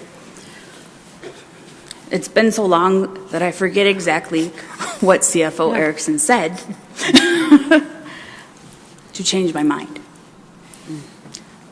I want to say that I'm going to vote for this. Mostly because I want to believe in you, being our newest employee, walking into a financial mess, as Member Trinka had said, and give you some money to play with, to make that magic happen in that budget. What will follow from me is absolute scrutiny on any new spending that's coming around, to know that we're in this situation and we can't spend more. We can spend differently, but the things we add have to be well needed, like the cafeteria tables. I hope that narrative isn't what's on the headline. Yeah. Yeah. It's not all the table. Just a couple. I don't want to be in this situation next year. I want to have some money in the bank. I want to have a solid footing. And you asked for this to create the foundation, and my vote is I want a foundation. So make it happen if this should pass. Thank you, Member Oswald. Then Member Gorham, and then Member Kirby. Okay, you did. Okay, Member Gorham. So if I heard you correctly, you said we could discuss and potentially vote on this at the committee of the whole next week? No. We can't vote on it next week. We cannot vote. Until the next board meeting? Right. We cannot vote at the committee of the whole. Well then, I mean, for me to make my best decision, I need more time, so I'm going to move to definitely postpone voting on Resolution B-3-19-3632 until April 2019 school board meeting. Okay, there is already a motion on the table to move forward, so do we need to do another motion to definitely postpone?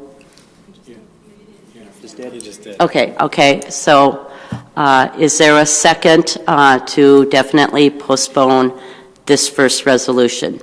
Second. Seconded by Member Trinka. Okay. Is there further discussion? Yes, please. Okay. Superintendent Gronsett?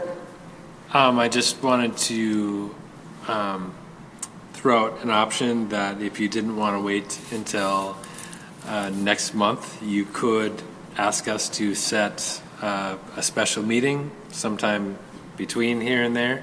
If you wanted another week to think about it, another 2 weeks to think about it, we could set a special board meeting at any time for you to revisit this discussion if you're just looking for a little extension of time.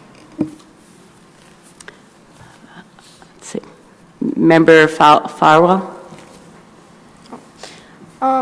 So how can we vote on if we're going to extend this if we don't even have a plan on what we'll do with the money? So, like, how can we decide if we want to extend it or not if we don't have any idea what we're planning on doing with the money we're going to get? CFO Erickson, can you re-clarify this? Thank you. Thank you for that question.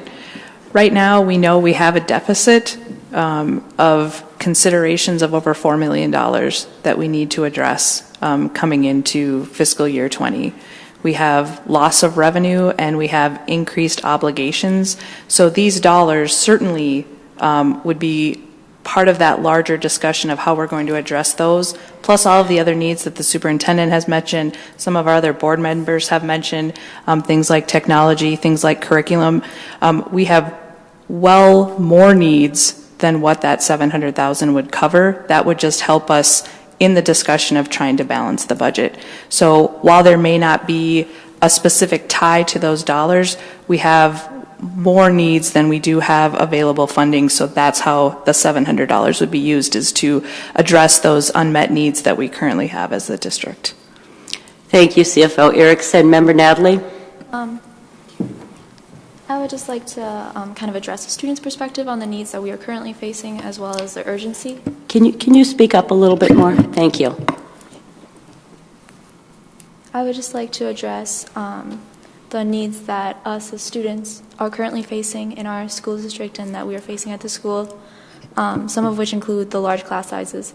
So, for example, a lot of our CITS, our AP classes, the advanced ones that most people will strive towards taking, they'll have large class sizes and not as flexible of a schedule for us to fit into our class period. For example, I take a pre-calculus class, and it was once a 2-class period, which was forced into 1 class, and now only probably about like 40 people are in the class. And considering that difficulty level of the class, as well as it being such a large student body that is present there, it's difficult for us to receive that one-on-one teaching with a teacher and that one-on-one learning. And then I've also been, my peers have come up to me expressing their concerns for the current technology issues of that. Technology will be prevalent in the future, and it's important that we have the resources to be able to use technology. It makes learning so much easier. It makes it so much easier for us to contact our teachers and to interact with our peers. So it's important that that's in place for us. And I just want to address that if we are facing these conditions now, how the problems won't go away. And in the future, we want to make sure that there's adequate budget that will help us to solve the issues that we're facing now. If we don't take steps towards mending it, how can we expect for it to go away? Thank you, Member Natalie. Great insight. Member Kirby? Thank you, Chair. I was just going to address Member Gorham's motion. Is it, if we postpone this 2 weeks, a month, how does that affect what the CFO would do? Go ahead. So certainly, as if we have the ability to move forward, we would be analyzing to be able to move forward when markets are favorable, to allow our financial advisors to move forward.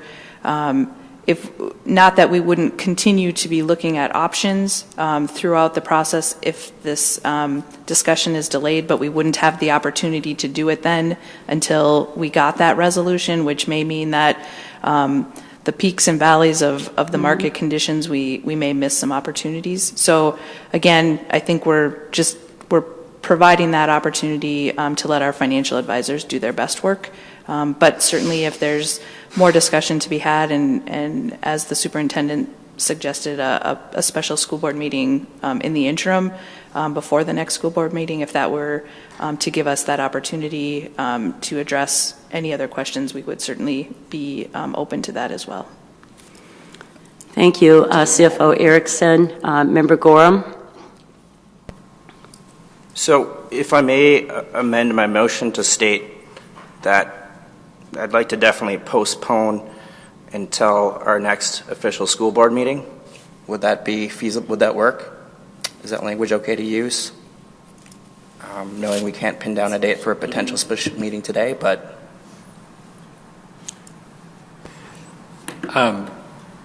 You could say that. It would be probably more helpful to us if we had a specific date in which to schedule it.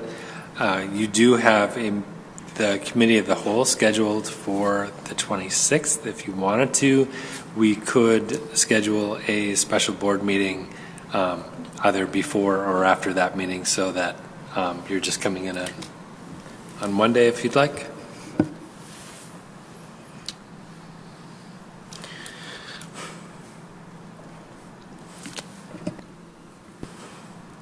Go ahead. Did you have anything in addition? Yeah, I want to make sure we give ourselves the time to do this the right way. And so if we give ourselves another week, that would be helpful, but there's a lot to think about here. So I think I'm going to call the motion. Or call the vote. I do. There's one more member that wants to speak, so Yep. I am going to allow that because there's been a lot of discussion here and back and forth. Member Lofold? I really wish that Member Gorham wouldn't have put a motion to delay. I don't. I think we've had really incredibly good conversation, good feedback, good questions, good compromises, good insights. I know it's a tough decision. I know that. And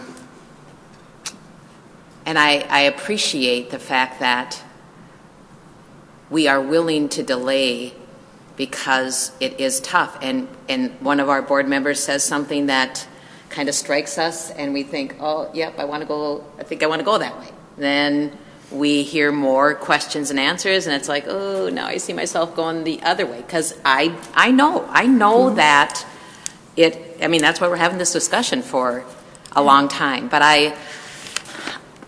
I don't want to support voting to postpone. If we can do Tuesday, because that's and it gives us 3 days to announce a public meeting, well then I guess I'm going to compromise and do that. But I worry about interest rates, I worry about timing, I worry about, I don't know what more time is going to buy us. I'm sure it will. If we need more time, we need more time. I'm going to vote not to do it, but if we do it, I certainly want it next Tuesday, the 26th. No ifs, ands, or buts. That's how much we need to move on this. And again, as long as the mic's on too, I don't support delaying the vote. I believe that our budget is in critical condition. I believe that we need to also address what's happening in our buildings week in and week out right now. And I think that the extension of the debt is doable for us. Nobody has a crystal ball.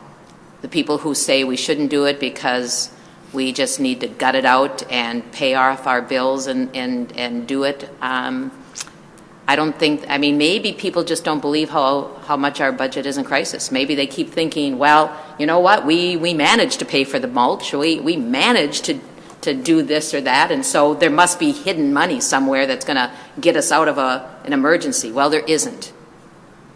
We've played that game already. That's what got us into no reserve fund, is that we had to take that money to provide. When we know that science curriculum is going to be adopted, and I know how much curriculum costs, and I know that we've sacrificed curriculum in this district for as long as I've worked here. And if we can start addressing some of those things that we have had to not pay attention to because we've had to pay 80% of our payroll as our staff. And that's what the public seems to see that as what shows that we're stable, if we're not laying off teachers. But I believe that if we don't allow our CFO to extend the debt and give us $700,000 more money for 10 years, that we will be cutting staff. Where are we going to cut $4.4 million when we don't have anything more to cut? There's no people in payroll to lay off. There's no more people in human resources. There's no more people in our curriculum department. We've laid them all off. We used to have specialists. I'm glad Ms. Akravic is still there to extend our music program. Our human resources at bare bones, but yet we keep asking them for more work out of a bare bones office. We've cut everything away from the classroom, which is exactly the smart thing to do. But but we have no place else to cut. So I'm asking my community, because I've listened to you as well, that says I want stability. I want to give us this tool, and I need it in real-time opportunity, because I'm worried about next fall when we reduce teachers, because that's going to put that class size even larger. I understand that there's some reasons why we don't trust that. We said we were going to cut class size and we haven't. But as an insider, I know how tough class sizes are, and I don't think all of us that aren't in the classroom every day don't understand that classroom size is really flexible and really hard to get a handle on, and we've talked about it before. So I don't want to delay the vote, but if we do, it's next Tuesday, and I am supporting this policy, whether it's today or next Tuesday. Yes. Superintendent Grunstedt, and then I do want to make a comment, and then I'll go to Member Sandstead. Go ahead, Superintendent Grunstedt. Thank you for that, and I just want to put I have to say that the number 4.4 million is starting to be out there, but that is kind of the negatives on our tally sheet. That doesn't include the positives on our tally sheet.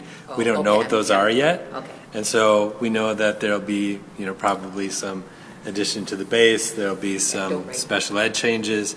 And so I don't want it to be like there's a $4.4 million deficit. We don't know what that number is yet. That's just one side of the spreadsheet. Thank you, Superintendent Grunstedt. So I just want to make a comment about postponing it to next week. I have to say I am really concerned that we will have everybody at the table next week. I don't know that for sure, but our track record of meetings that are non-regular board meetings, we haven't had everyone at the table. And so one of my concerns with even postponing it to next week is that we will have people there either before or after the meeting if we were to schedule a special meeting. So I do, as the chair, have some concern that we will have everyone there to vote on this if we postpone it to next week. So that's one comment. Go ahead, Member Gorham, Member Sandstead, and then Member Gorham. Just to clarify, I think Member Gorham's motion was to postpone definitely to the April board meeting, not to next week. Correct. And to clarify as to, that's the motion that was made and seconded. There was discussion about an alternative, but the current motion is to postpone to the April board meeting. Okay, I was under the understanding from what Member Gorham said the second or third time that meeting could be whatever meeting we scheduled, not. And so could you just clarify your intention there, Member Gorham, because there's been a lot of discussion back and forth. Yeah, I believe the first, as a part of the first motion, the first question was, are we able to make a vote at the committee of the whole? And that was said no. Mm-hmm. And I quickly adjusted my motion to state that definitely postpone to the next school board meeting in April. And then since there has been conversation about calling a special meeting. Okay, thank you. So did you have anything to add, because your light was on the next? Nope. Okay. So, any further discussion? Then we will first vote on Member Gorham's motion to definitely postpone to our April school board meeting. It was seconded by Member Trinka.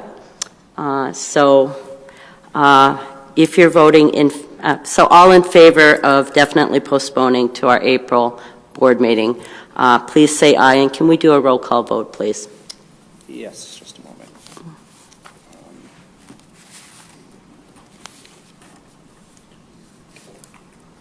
So if you support definitely postponing till April, you would vote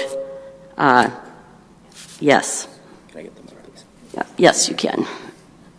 Okay. Go ahead, Member Gorham. Aye. Member Kirby. No.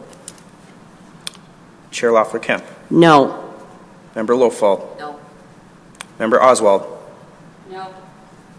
Member Sandsted? No. Member Trinka? Yes. All right.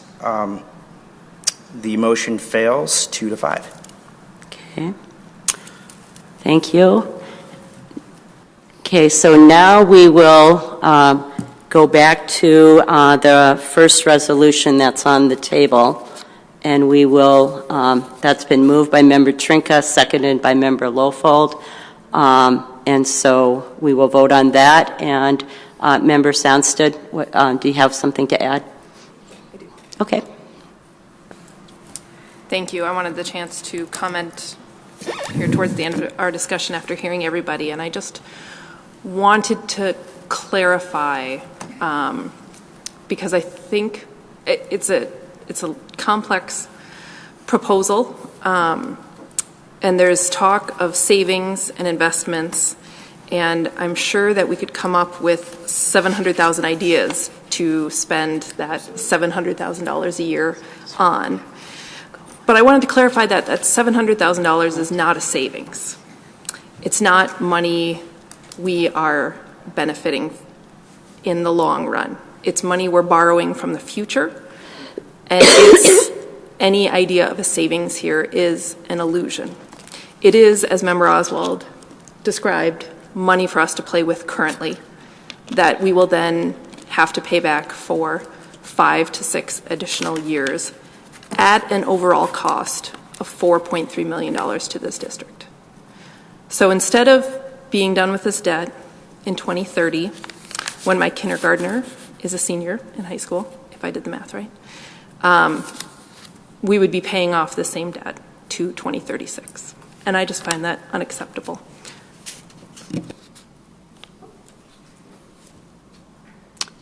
Okay. Any other discussion? Sure. Member Trinka moved the first resolution. Oh, wait, take that back. Yes, and then the second was Member Lofold. And that's for Resolution B3193632. Okay. Okay, so we are going to go forward voting on this first resolution. So, okay, Member Kirby, thank you. Thank you. Oh, I just wanted, excuse me, to respond to Member Sandsted. I can see her point, but it may also be that her kindergartner, when he reaches senior in high school, may not have all the advantages that kids have now because, well, they're going to have to cut those out. So I think that giving us this money is not playing around with it. It's investing in the people we have now so that they make it that far with the same opportunities that we want them to have, or as much as we can hope that they do have. Okay, thank you. So we will now move forward with voting on Resolution B3193632. So all in favor of moving forward, please say aye, and let's do a roll call vote, please. I vote nay. Member Kirby? Yes. Chair Loeffler-Kemp? Yes. Member Lofold? Yes. Member Oswald? Yes. Member Sandsted? No. Member Trinka? No. All right. The resolution passes 4-3. Okay, thank you. So now we will go to the second resolution.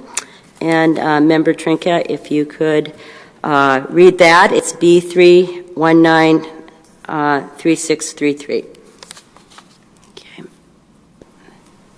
Thank you.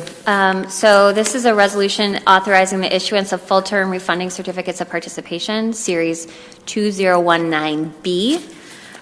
So this would allow us to, as we were presented earlier, to look at reducing our interest rate for this particular certificate of participation. So with that, I move Resolution B-3-19-3633. Second. Okay, moved by Member Trinka, seconded by Member Gorham. Is there any discussion? Yes. Okay, Member Trinka? I'm already on. Again, I want to thank the finance team for coming up with some creative solutions. We had a good conversation about this at our board meeting last fall, maybe, or winter. they blend together in this part of the country. And really this is around reducing the interest rates that the taxpayers are responsible for which the taxpayers are responsible. And so ultimately, there's a savings here, even though we're paying some pretty high fees to achieve said savings. But I think it's a no-brainer to our taxpayers that we be creative or that we utilize the financial functions that are available to us and reduce the interest rates that we're paying. So I'm fully supportive of this. Okay. Any other further discussion? Okay, we will move forward with a vote for Resolution B3193633. All in favor of moving forward, please say aye, and can we also do a roll call vote, please? All right. Mike, please. Okay. Thank you, Chair. I vote yes. Member Kirby? Yes. Member Loeffler-Kemp? Yes. Member Lofall? Yes. Member Oswald? Yes. Member Sandstedt? Yes. Member Trinka? Yes. Okay. All right, this passes 7-0. Thank you so much. And then Member Trinka, if you can do the third resolution, B3193634. Yes. So this resolution authorizes the issuance of full-term refunding certificates of participation for Series 2019C. Again, this is a reduction in interest payments. So with that, I move Resolution B-3-19-3634. Second. Okay, moved by Member Trinka, seconded by Member Lofold. Is there any further discussion? Okay. Okay, we'll move forward with the vote. Those in favor, and again, I'd like to do a roll call vote on this. Those in favor say aye, and Clerk Gorham? Mike, please. Thank you. I will vote aye, yes. Member Kirby? Yes. Member Loeffler-Kemp? Yes? Member Lofall? Yes. Member Oswald? Yes. Member Sandstedt? Yes. And Member Trinka? Yes. Resolution passes 7-0. Okay, great, thank you.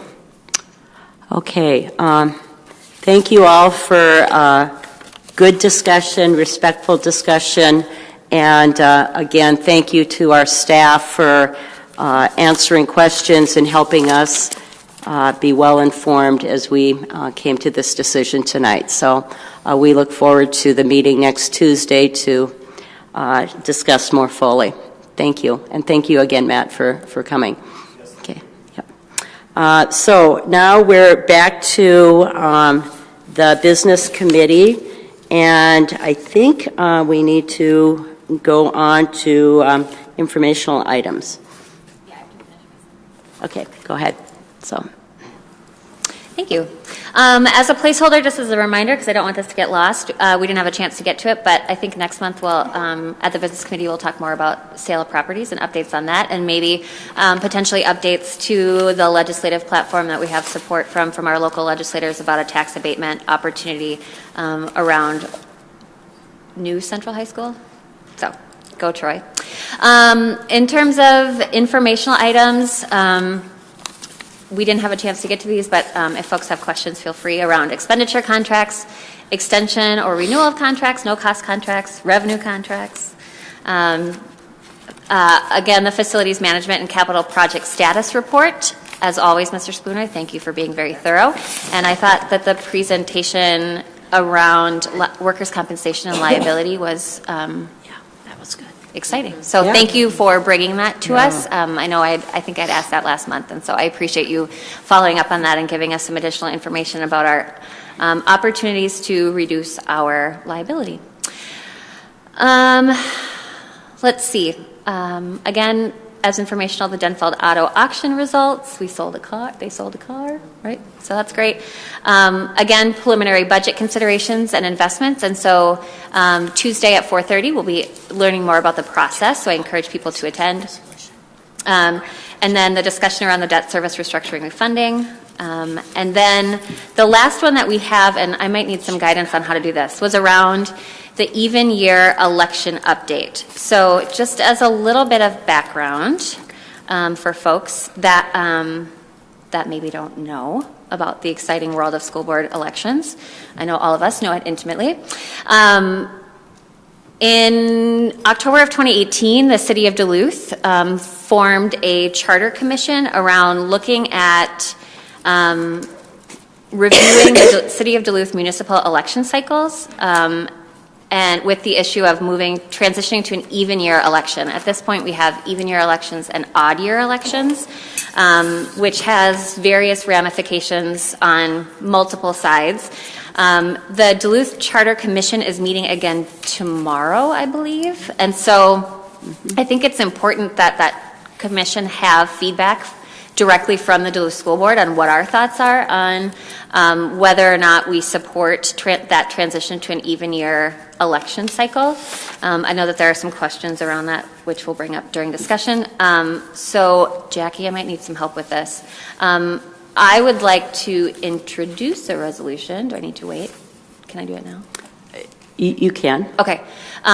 Introduce a resolution after we've had some discussion around providing the Duluth School Board's input to the City of Duluth Charter Commission around transitioning to an even year election cycle. Okay.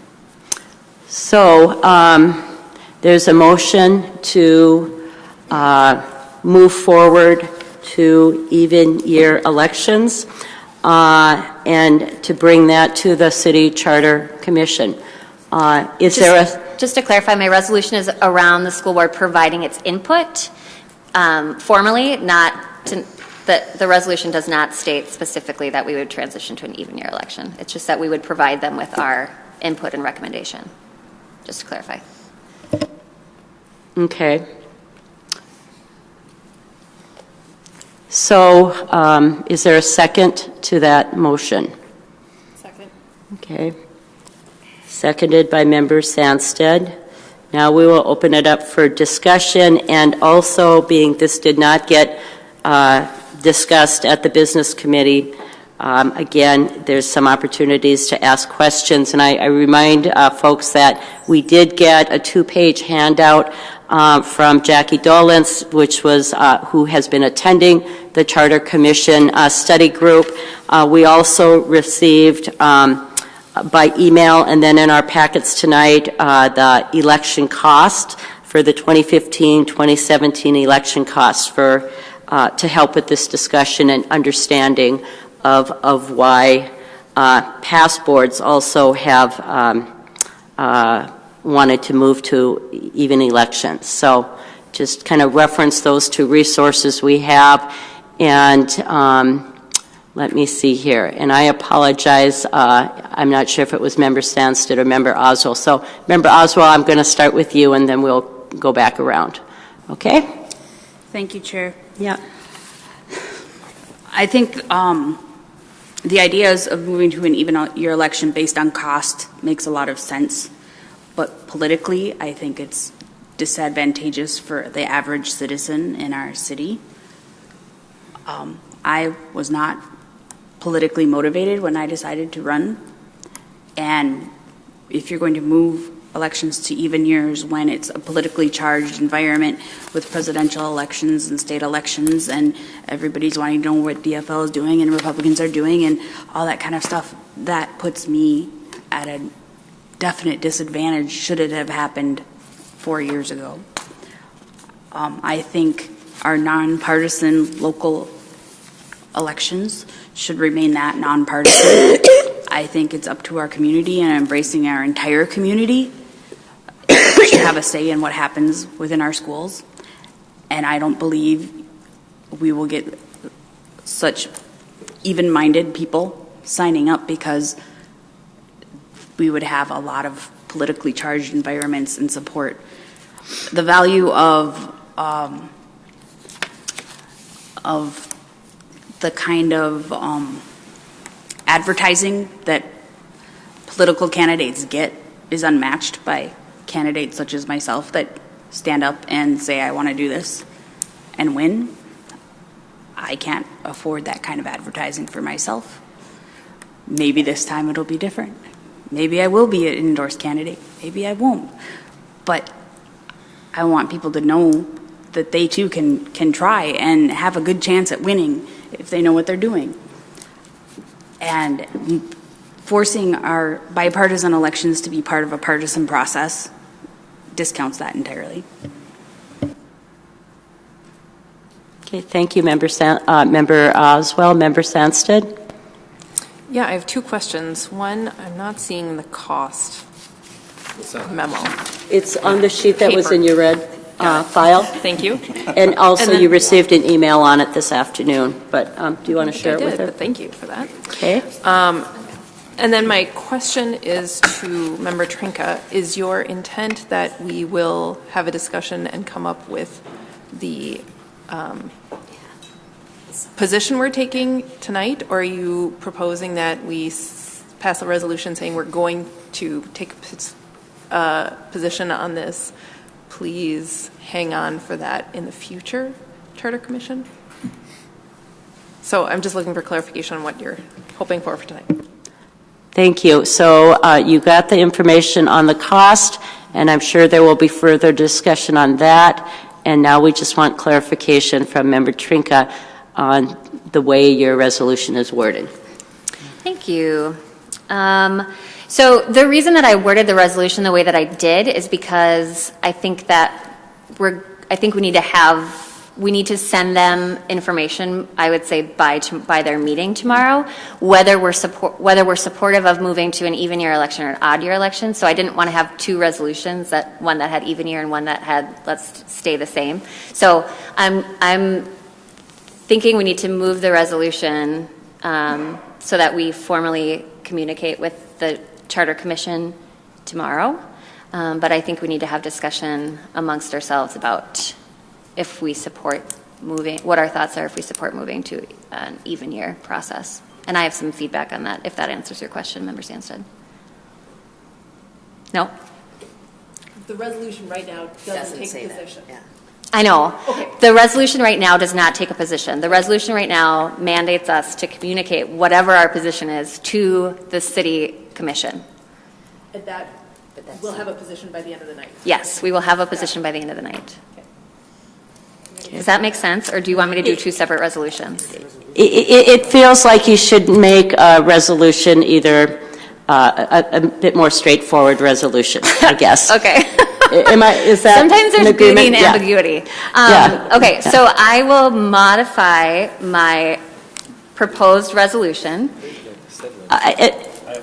that the Duluth School Board will provide formal correspondence to the City of Duluth Charter Commission that we not transition to even year elections. So now we need a separate second, I think. Do we? Second. That we do not switch. Thank you, Member Gorham. So now we can have discussion on not moving. So to clarify the link, just Okay. Right. so just to clarify, the Duluth School Board will provide formal correspondence to the City of Duluth Charter Commission. Do you have it, Jackie? Oh. Okay. Formal communication to the City of Duluth Charter Commission that we maintain our current election cycles. So, Or why don't you just say, we want odd year, or whatever it is. We support the, maintenance of status quo. and what is it? What is it, odd years? Are we at? Yeah. It's even, yeah, it's odd years. We're odd years. okay. what you said works. Thank you. So now I have some discussion on that if I can. Okay, so would you? Okay. Josh seconded it. Do we need it read again, or are people clear? I'm clear. Okay. Clear? Okay. So is there a second to the motion to keep the status quo to odd years? To summarize, Member Trinka, is there a second to that? I second. Okay, so, Member Gorham seconded it. Is there any further discussion? Yes. Okay, so Member Kirby and then Member Trinka. I'm sorry. Thank you, Chair. I appreciate Member Oswald's comment, although I think that if we go to even and we're all on the ballot, the individual candidate's going to have to do a lot more work to distinguish themselves. Secondly, I think that in 2015, this board, but a different board, passed a resolution saying we supported going to even year elections. And I think the cost is, as we discussed a lot about cost, I think the cost is important, and I would not support your amendment, but support the one that would then come after it. Thank you. Okay. Thank you, Member Kirby. Superintendent Grunstedt, did you want to make a clarifying point? I was just going to go back to some of the history that Member Kirby was saying, that this was actually an item in the legislative platform for a couple of years running, and then the board had taken action to enact moving to even year, and in the process of doing that, ran into the statute that said the Duluth schools must follow whatever the city election cycle is. And so the board had to reverse their resolution because there's a statute that said we couldn't do it. And so now, fast forward a year or two, the city engaged in a process to change, and so that's where we are now. Thank you for that background history. Does anyone have any questions about the history? Okay, go ahead, Member Kirby. I'm just not clear. Does that mean the city can go ahead and what they do we have to follow, no matter what we say? Yes. So if they choose to change, then you have to change. Yep. Sorry. Okay. Okay. But they're asking for your input, so. Member Oswald and then Member Trinka. I just had a question, or maybe it is a comment. Well, I guess I have two things. If we rescinded the original resolution to reverse it, as you said, does that mean that we support the status quo again?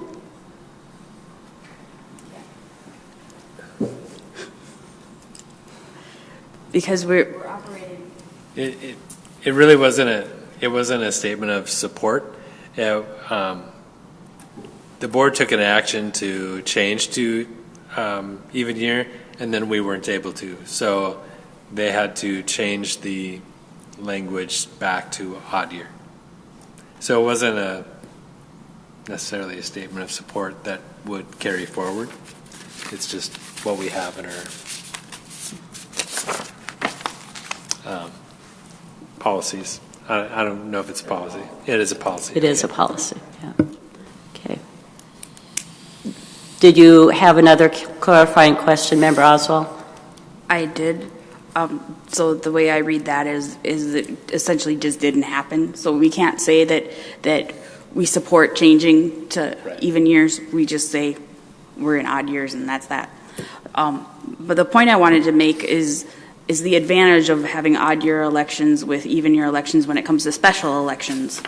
Right now, if we're only every 2 years, and there suddenly becomes a vacancy on the board or a reason to have a special election, we're going to shoulder this entire cost ourselves because we have a 2-year span of needing of election drought, I guess I could say. And so with an election every year, we're more likely able to take advantage of an already existing election cycle and not burden shoulder the entire cost ourselves and be burdened by that. And I would like to be able to consider that in our discussion of that. I mean, I don't know exactly how much we can share or the legal stuff about that, but it seems to make sense. Okay, thank you. Jackie, would you walk people through the financial piece that you provided with us? Just if you could do that, I think that would be helpful as well. Being people just got it this afternoon. Thank you. I take notes on what you're saying. Okay. Thank you, Jackie. Okay.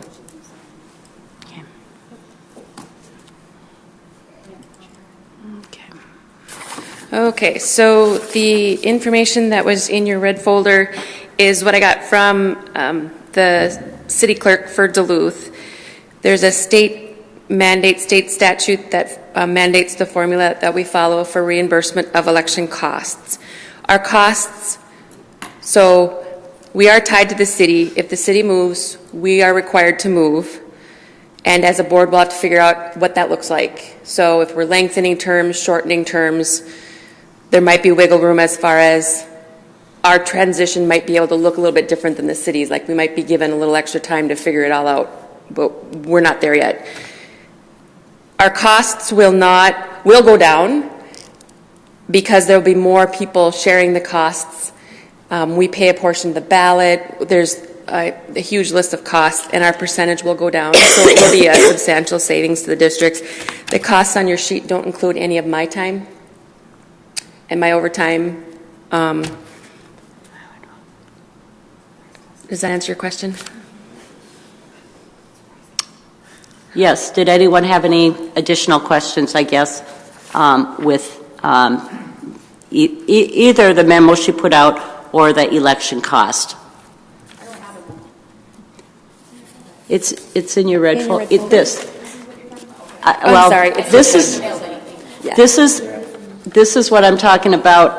But then also the memo was the one that was already included in our packet that Jackie provided by email. Okay. Thank you.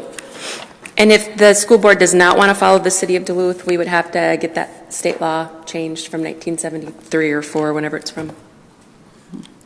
Okay. Thank you. Okay, Member Sandstead and then Member Trinka. You've got to go to Trinka. Oh, I'm sorry, Member Trinka and then Member Sandstead. Thank you. She said it on before. You got to go to Trinka. I like that. Next campaign slogan. I'm here for you. So I'm struggling with this for a few different reasons. One, we don't know how this will impact the sitting board, and so I struggle with, and I really appreciate the work that you've done, Jackie, with attending the commission meetings and providing us with the cost of elections. So I'm having a hard time making an informed decision, especially if this means that it sounds self-serving, but I was elected to 4 years. The community voted me in for 4 years. But am I serving 3, or am I serving 5, or am I serving 4? You know, that is a little bit tricky, and I understand that process needs to get figured out, and ultimately it's a decision of the commission, which I think increases the importance that we provide them with our formal feedback. Yeah. We would make the decision on how the transition happens. Yeah, Member Trinka. Okay. No, it's fine. I got it. Have a committee of the whole I got it. to discuss it. Yeah. I got it. Thanks. So then, with this particular nut that we're trying to crack, why did we have to do 2 of these heavy discussions on the same night? I'm struggling with this, again, to echo what Member Oswald said. When we look at what this election costs, so the 2017 election, in which I was elected, we spent about $40,000 on the primary, which is frustrating, but is what it is. And then $33,000 in the general election to total $73,000 that we pay for the odd year elections. And then the city pays, just for folks who don't have this in front of them, $158,000. So the total election cost for 2017 was $231,165. So that's a lot of money. And I think both we and the city of Duluth are always looking for ways to save money. And so I think that on paper, this looks good. I think it's also important that folks know, Jackie, thank you for sending out this information about voter turnout, that if we move to even years, we're anticipating increased turnout by 30 to 40%, which is really more representative of the community as a whole, because we know that off-cycle elections just have lower voter turnout. So that's positive. We want people to get to the polls. Although I know a lot of people who vote in even year elections because there's a president there and they don't do any of their research on the down ballot elections, which I'm very concerned about. And we know statistically that that's an issue. I think also, as we think about making campaigns more rigorous, we're excluding large percentages of our city who can run for election. If we're competing with Donald Trump in 2020, that's that's a lot. And I mean, we already, if you think about the amount of hours we put into campaigning, it's 40, 50, 60 hours a week, you know? And then if we're competing with state races and national races, how do we give voters information that they will read about their local elections, which is really important. I don't know why more people don't turn out to vote for school board, because I think we're pretty awesome, but I think that's a larger conversation that doesn't need to happen here. So I'm just really struggling with what my thoughts are on making this move, and because we haven't had a chance to talk about it at the board level, I think we're kind of painted a little bit into a corner where we essentially have to make a decision tonight so we can inform the commission, but we haven't had a chance to talk about it and, you know, really fully weigh out the pros and cons, to talk to people who volunteer on campaigns and say, okay, Bernie Burnham, would you turn out, well, you would door knock for school board candidates because you're with the teachers union, so that makes sense. But, you know, does the school board get lost in the morass that is the current political circus that is campaign season? So I'm struggling with how to move forward in a respectable, timely manner that asks the commission to take our consideration into account without having a good discussion about it.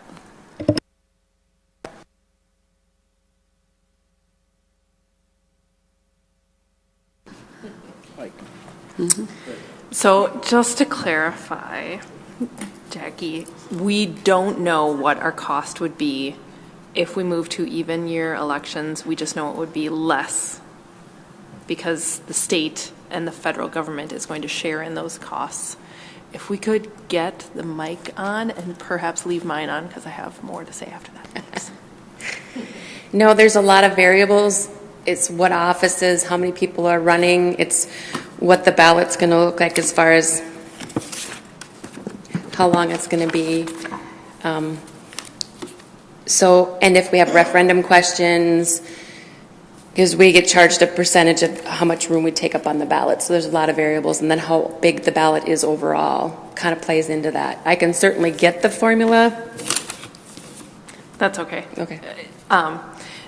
For me, this is,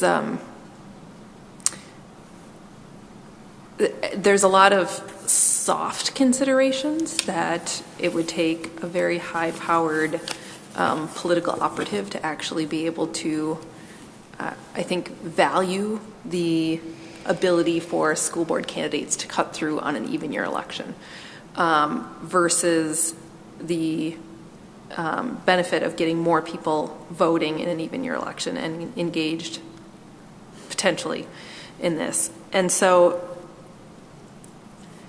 I really can't make up my mind one way or the other on those issues. I do see it as a cost savings, and I think it is potentially a significant cost savings to us, $73,000 or more with inflation. As Member Oswald highlighted, there could be costs in a special election if we had to hold one. However, that also would depend on what the special election is, if it's an at-large position versus a district seat, which would be significantly less. So while there is a risk of additional special election costs, I think that overall we would almost definitely see a cost savings in this. And so I guess as long as my term still gets to end at the end of this year, I would tell the Charter Commission that it's okay for us to move to even year elections. I just make a couple quick comments. So the 30 to 40% increase in voter turnout were the numbers that the city gave me. That's the difference that they see. It wasn't a number. It's their documented results. And if we do go, because the city goes, or if we do have a special school board election for whatever reason, all of those duties that the city is performing would fall on us, unless we contracted with them, and then we would pay all of that dollar amount. So that's a downside. Thank you, Jackie. Just don't leave, okay? We might need you. So Member Lofold, Member Kirby, Member Oswald, Member Gorham. I think that's the order. Thank you, Member Lofold. So I just want to comment that I don't know if we will come to a decision as a board. We all see a lot of different things. So I'm fine with staying here longer. That's not my issue at all. I just wonder, though, if we will come to a decision, so then we cannot send the Charter Commission kind of what the school board as a whole comes up with. And then I wonder if they would listen to us anyway.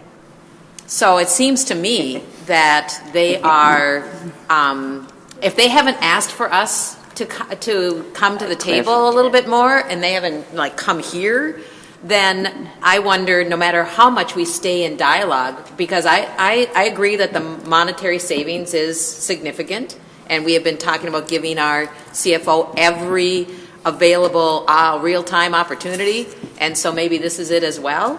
But I wonder if no matter what we come forward with tomorrow at the charter, whether that's going to be listened to. And so, because I also know that we get lost in a large election. So my two takeaways are, I don't know if we'll come to an agreement, and I think that's okay, that we don't go forward to the charter tomorrow, or we go forward with a message that here are our pros, here are our cons. Thank you.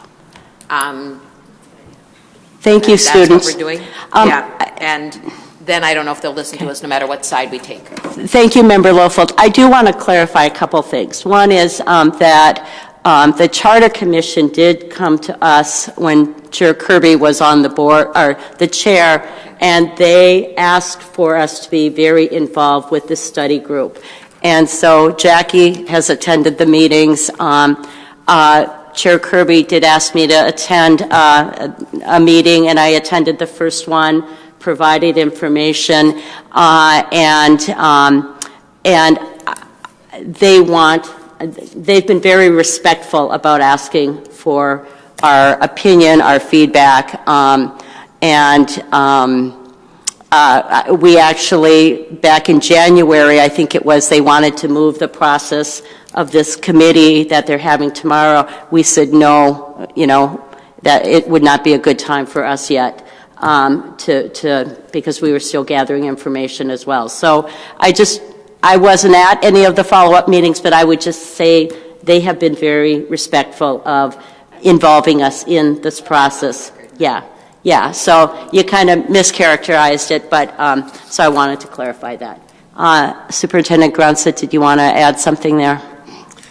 I was just going to say that the board members did receive an invitation to the meeting tomorrow. We did communicate that if our whole board shows up, that that is then an open meeting of this board because it's on your agenda. It's an agenda item, so we would need to post that. If you do choose to go tomorrow, which you can, I would say don't sit together and don't.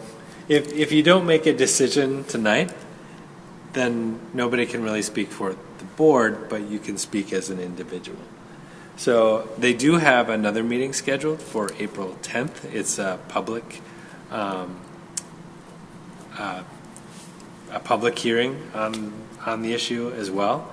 So it sounds like their conversation will continue as well. If they don't, and the Charter Commission or the City Council rather, has to vote unanimously if they were going to do this. If they don't vote unanimously, then it goes to a public vote. And so there's probably a lot of process to follow here. Yeah. There is. I would hope that we can continue to have a little bit more discussion tonight, and I would hope that we could come to some formal decision, but if we don't, we don't. I believe Member Kirby is next, and then Member Oswald, and then Member Gorham. Thank you. In the memo that Jackie sent us, the 14th, it indicates that 27 Minnesota municipalities out of 843 are on odd year, so not very many. And I suppose a lot of those are school districts larger than us, and I don't hear a lot of complaints that they get lost in the general election that have many, many more people in them. Minneapolis and St. Paul remain an odd, but they have ranked voting, I guess. And the Secretary of State is suggesting that we go to even. So, given the savings as well as these other things, I would not support your amendment, but say that we should go to even. Okay. Thank you. Thanks. Thank you for pointing that out about the other communities. Member Oswald? Well, in response to Member Kirby, I would like to say there aren't many districts that are bigger than us, so it's really hard to make that generalization that There's 20. 27 more are. There's 20 bigger. There's, I mean, 25 there districts may be, bigger than us. Yes, exactly. So but that means there's 800 and some that are less than us, and some of those have to be that 25, such as the other one in St. Louis County, Aurora. Anyways, I already can tell that my opinion is unpopular between me and my seatmate here. That we're kind of polar opposite.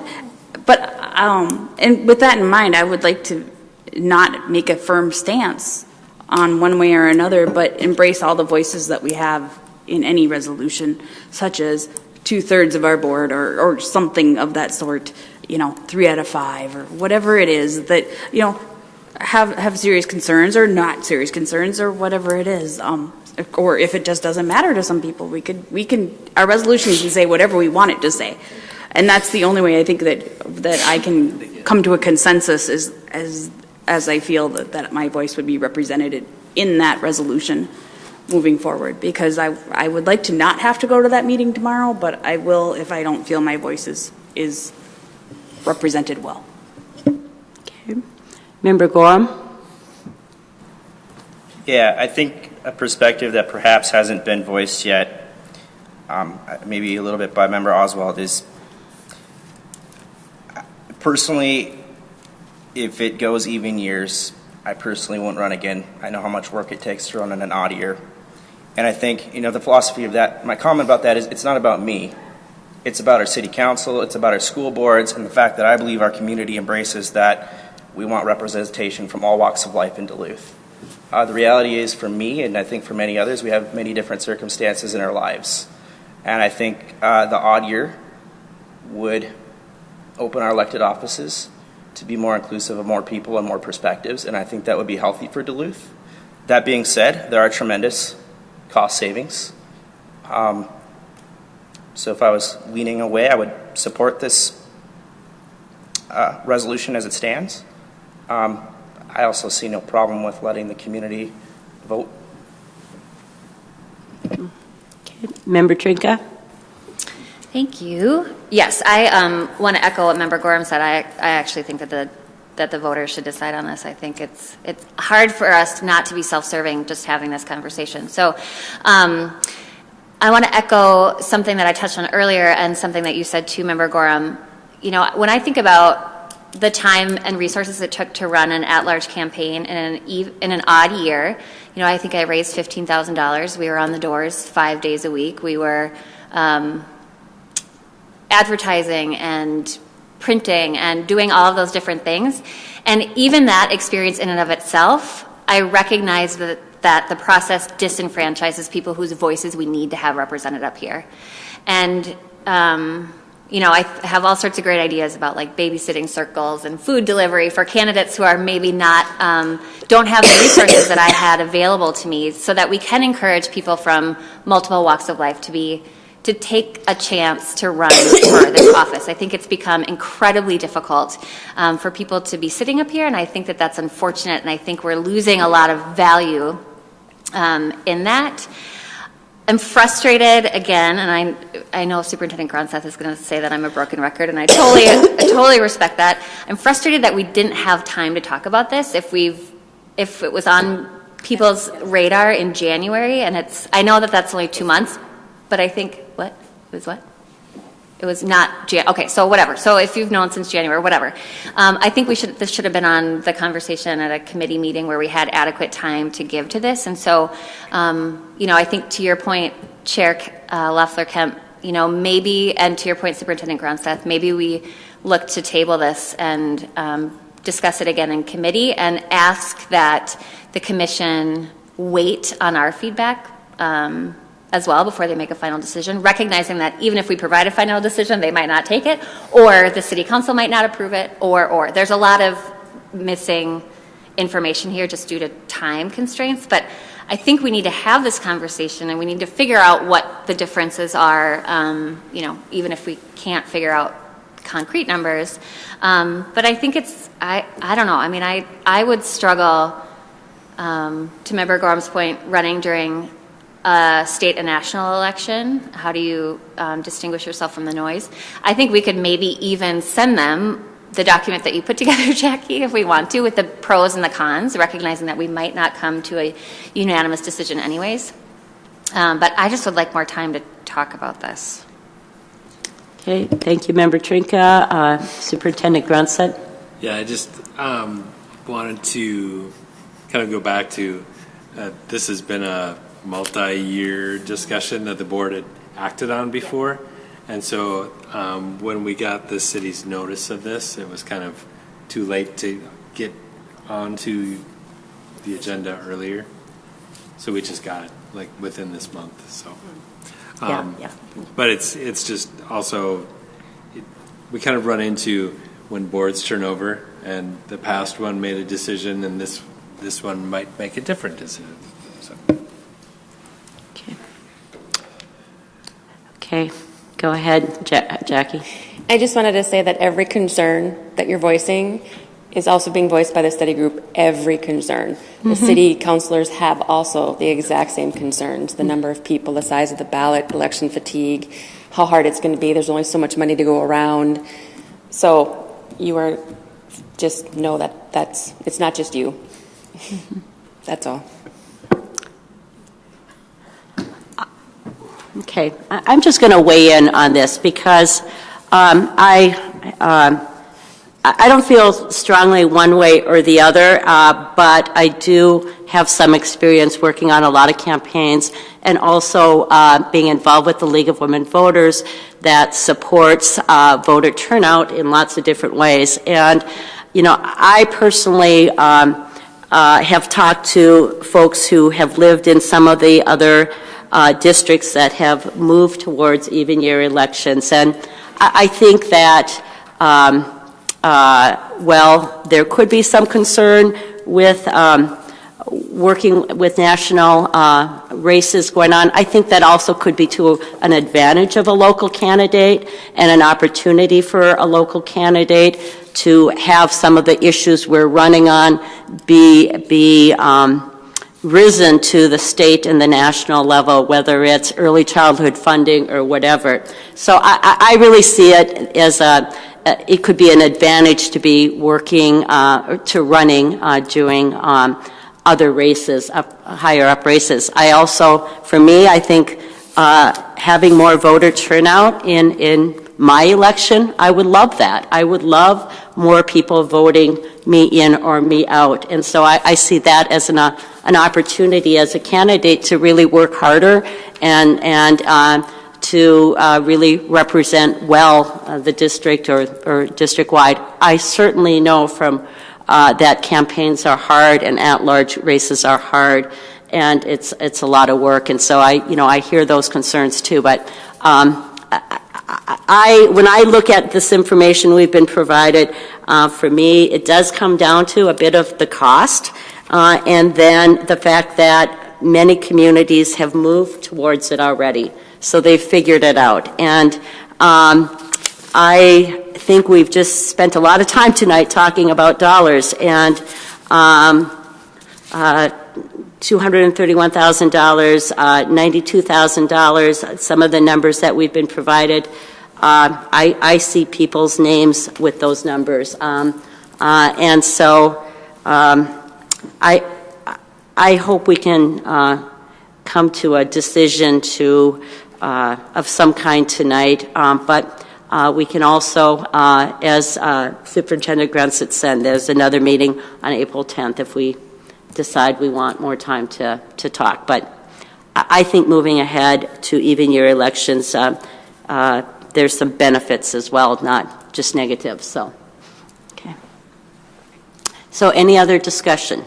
Otherwise, we have a motion on the table to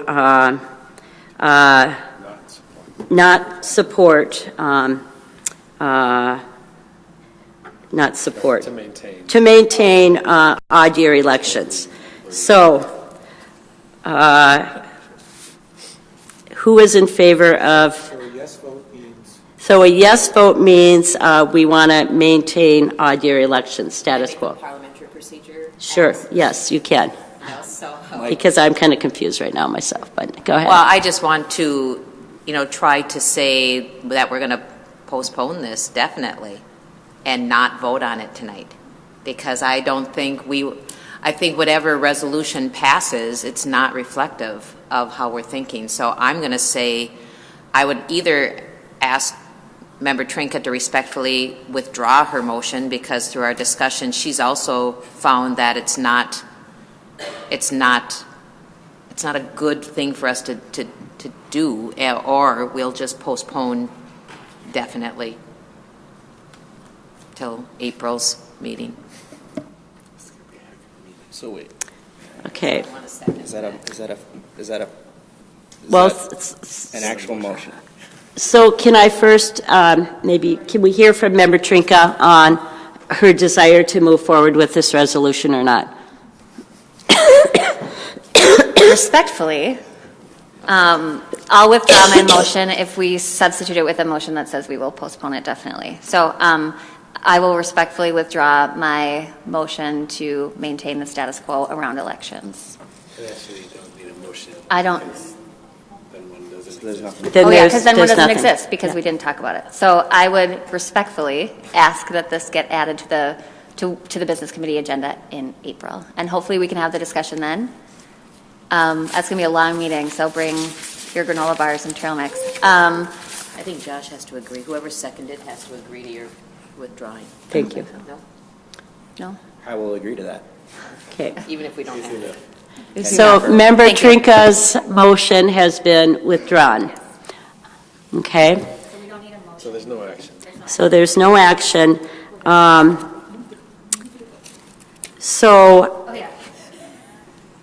Go ahead, Member Trinka. It doesn't need to be voted on because it would just take this off the table. So with that discussion, I move to approve the business committee report. Second? Okay. Aye. I just want to clarify, we're following good process here.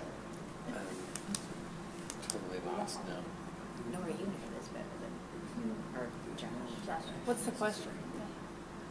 On my little parliamentary cheat sheet, it says that when we withdraw a motion, which she did, we actually do need to vote on it. A vote is required. Oh, okay. All right, Let's vote. Okay, so we can vote it up or down. Vote on withdrawing. So Sally motioned to withdraw. Okay. I seconded it. Okay, so Sally motioned to withdraw. Member Gorham motioned to second it. Any further discussion? Okay, all in favor of withdrawing the motion, please say aye. Aye. Opposed? Okay. Motion carries 7-0. Okay. Now with that, I move the business committee report. Okay, so all in favor of, it's already been seconded by Member Gorham. So all in favor of passing the business report, please say aye. Aye. Any opposed? Okay. Nope, not yet there. We have. But I want to pull something out of this, so how do I do that? Well, we already I know. voted. Very It's- voted. I did ask for discussion. Oh, yeah. I did ask for discussion. You're right. I did. So. When did you do that? Just now? I did it. Like a long time ago? Yeah. Okay. It's my first time that I've ever pulled something, but, okay. Sorry, that happened Sorry. to me once too. Okay. So we have a special resolution, and Member Gorham, would you read that special resolution, please? Okay.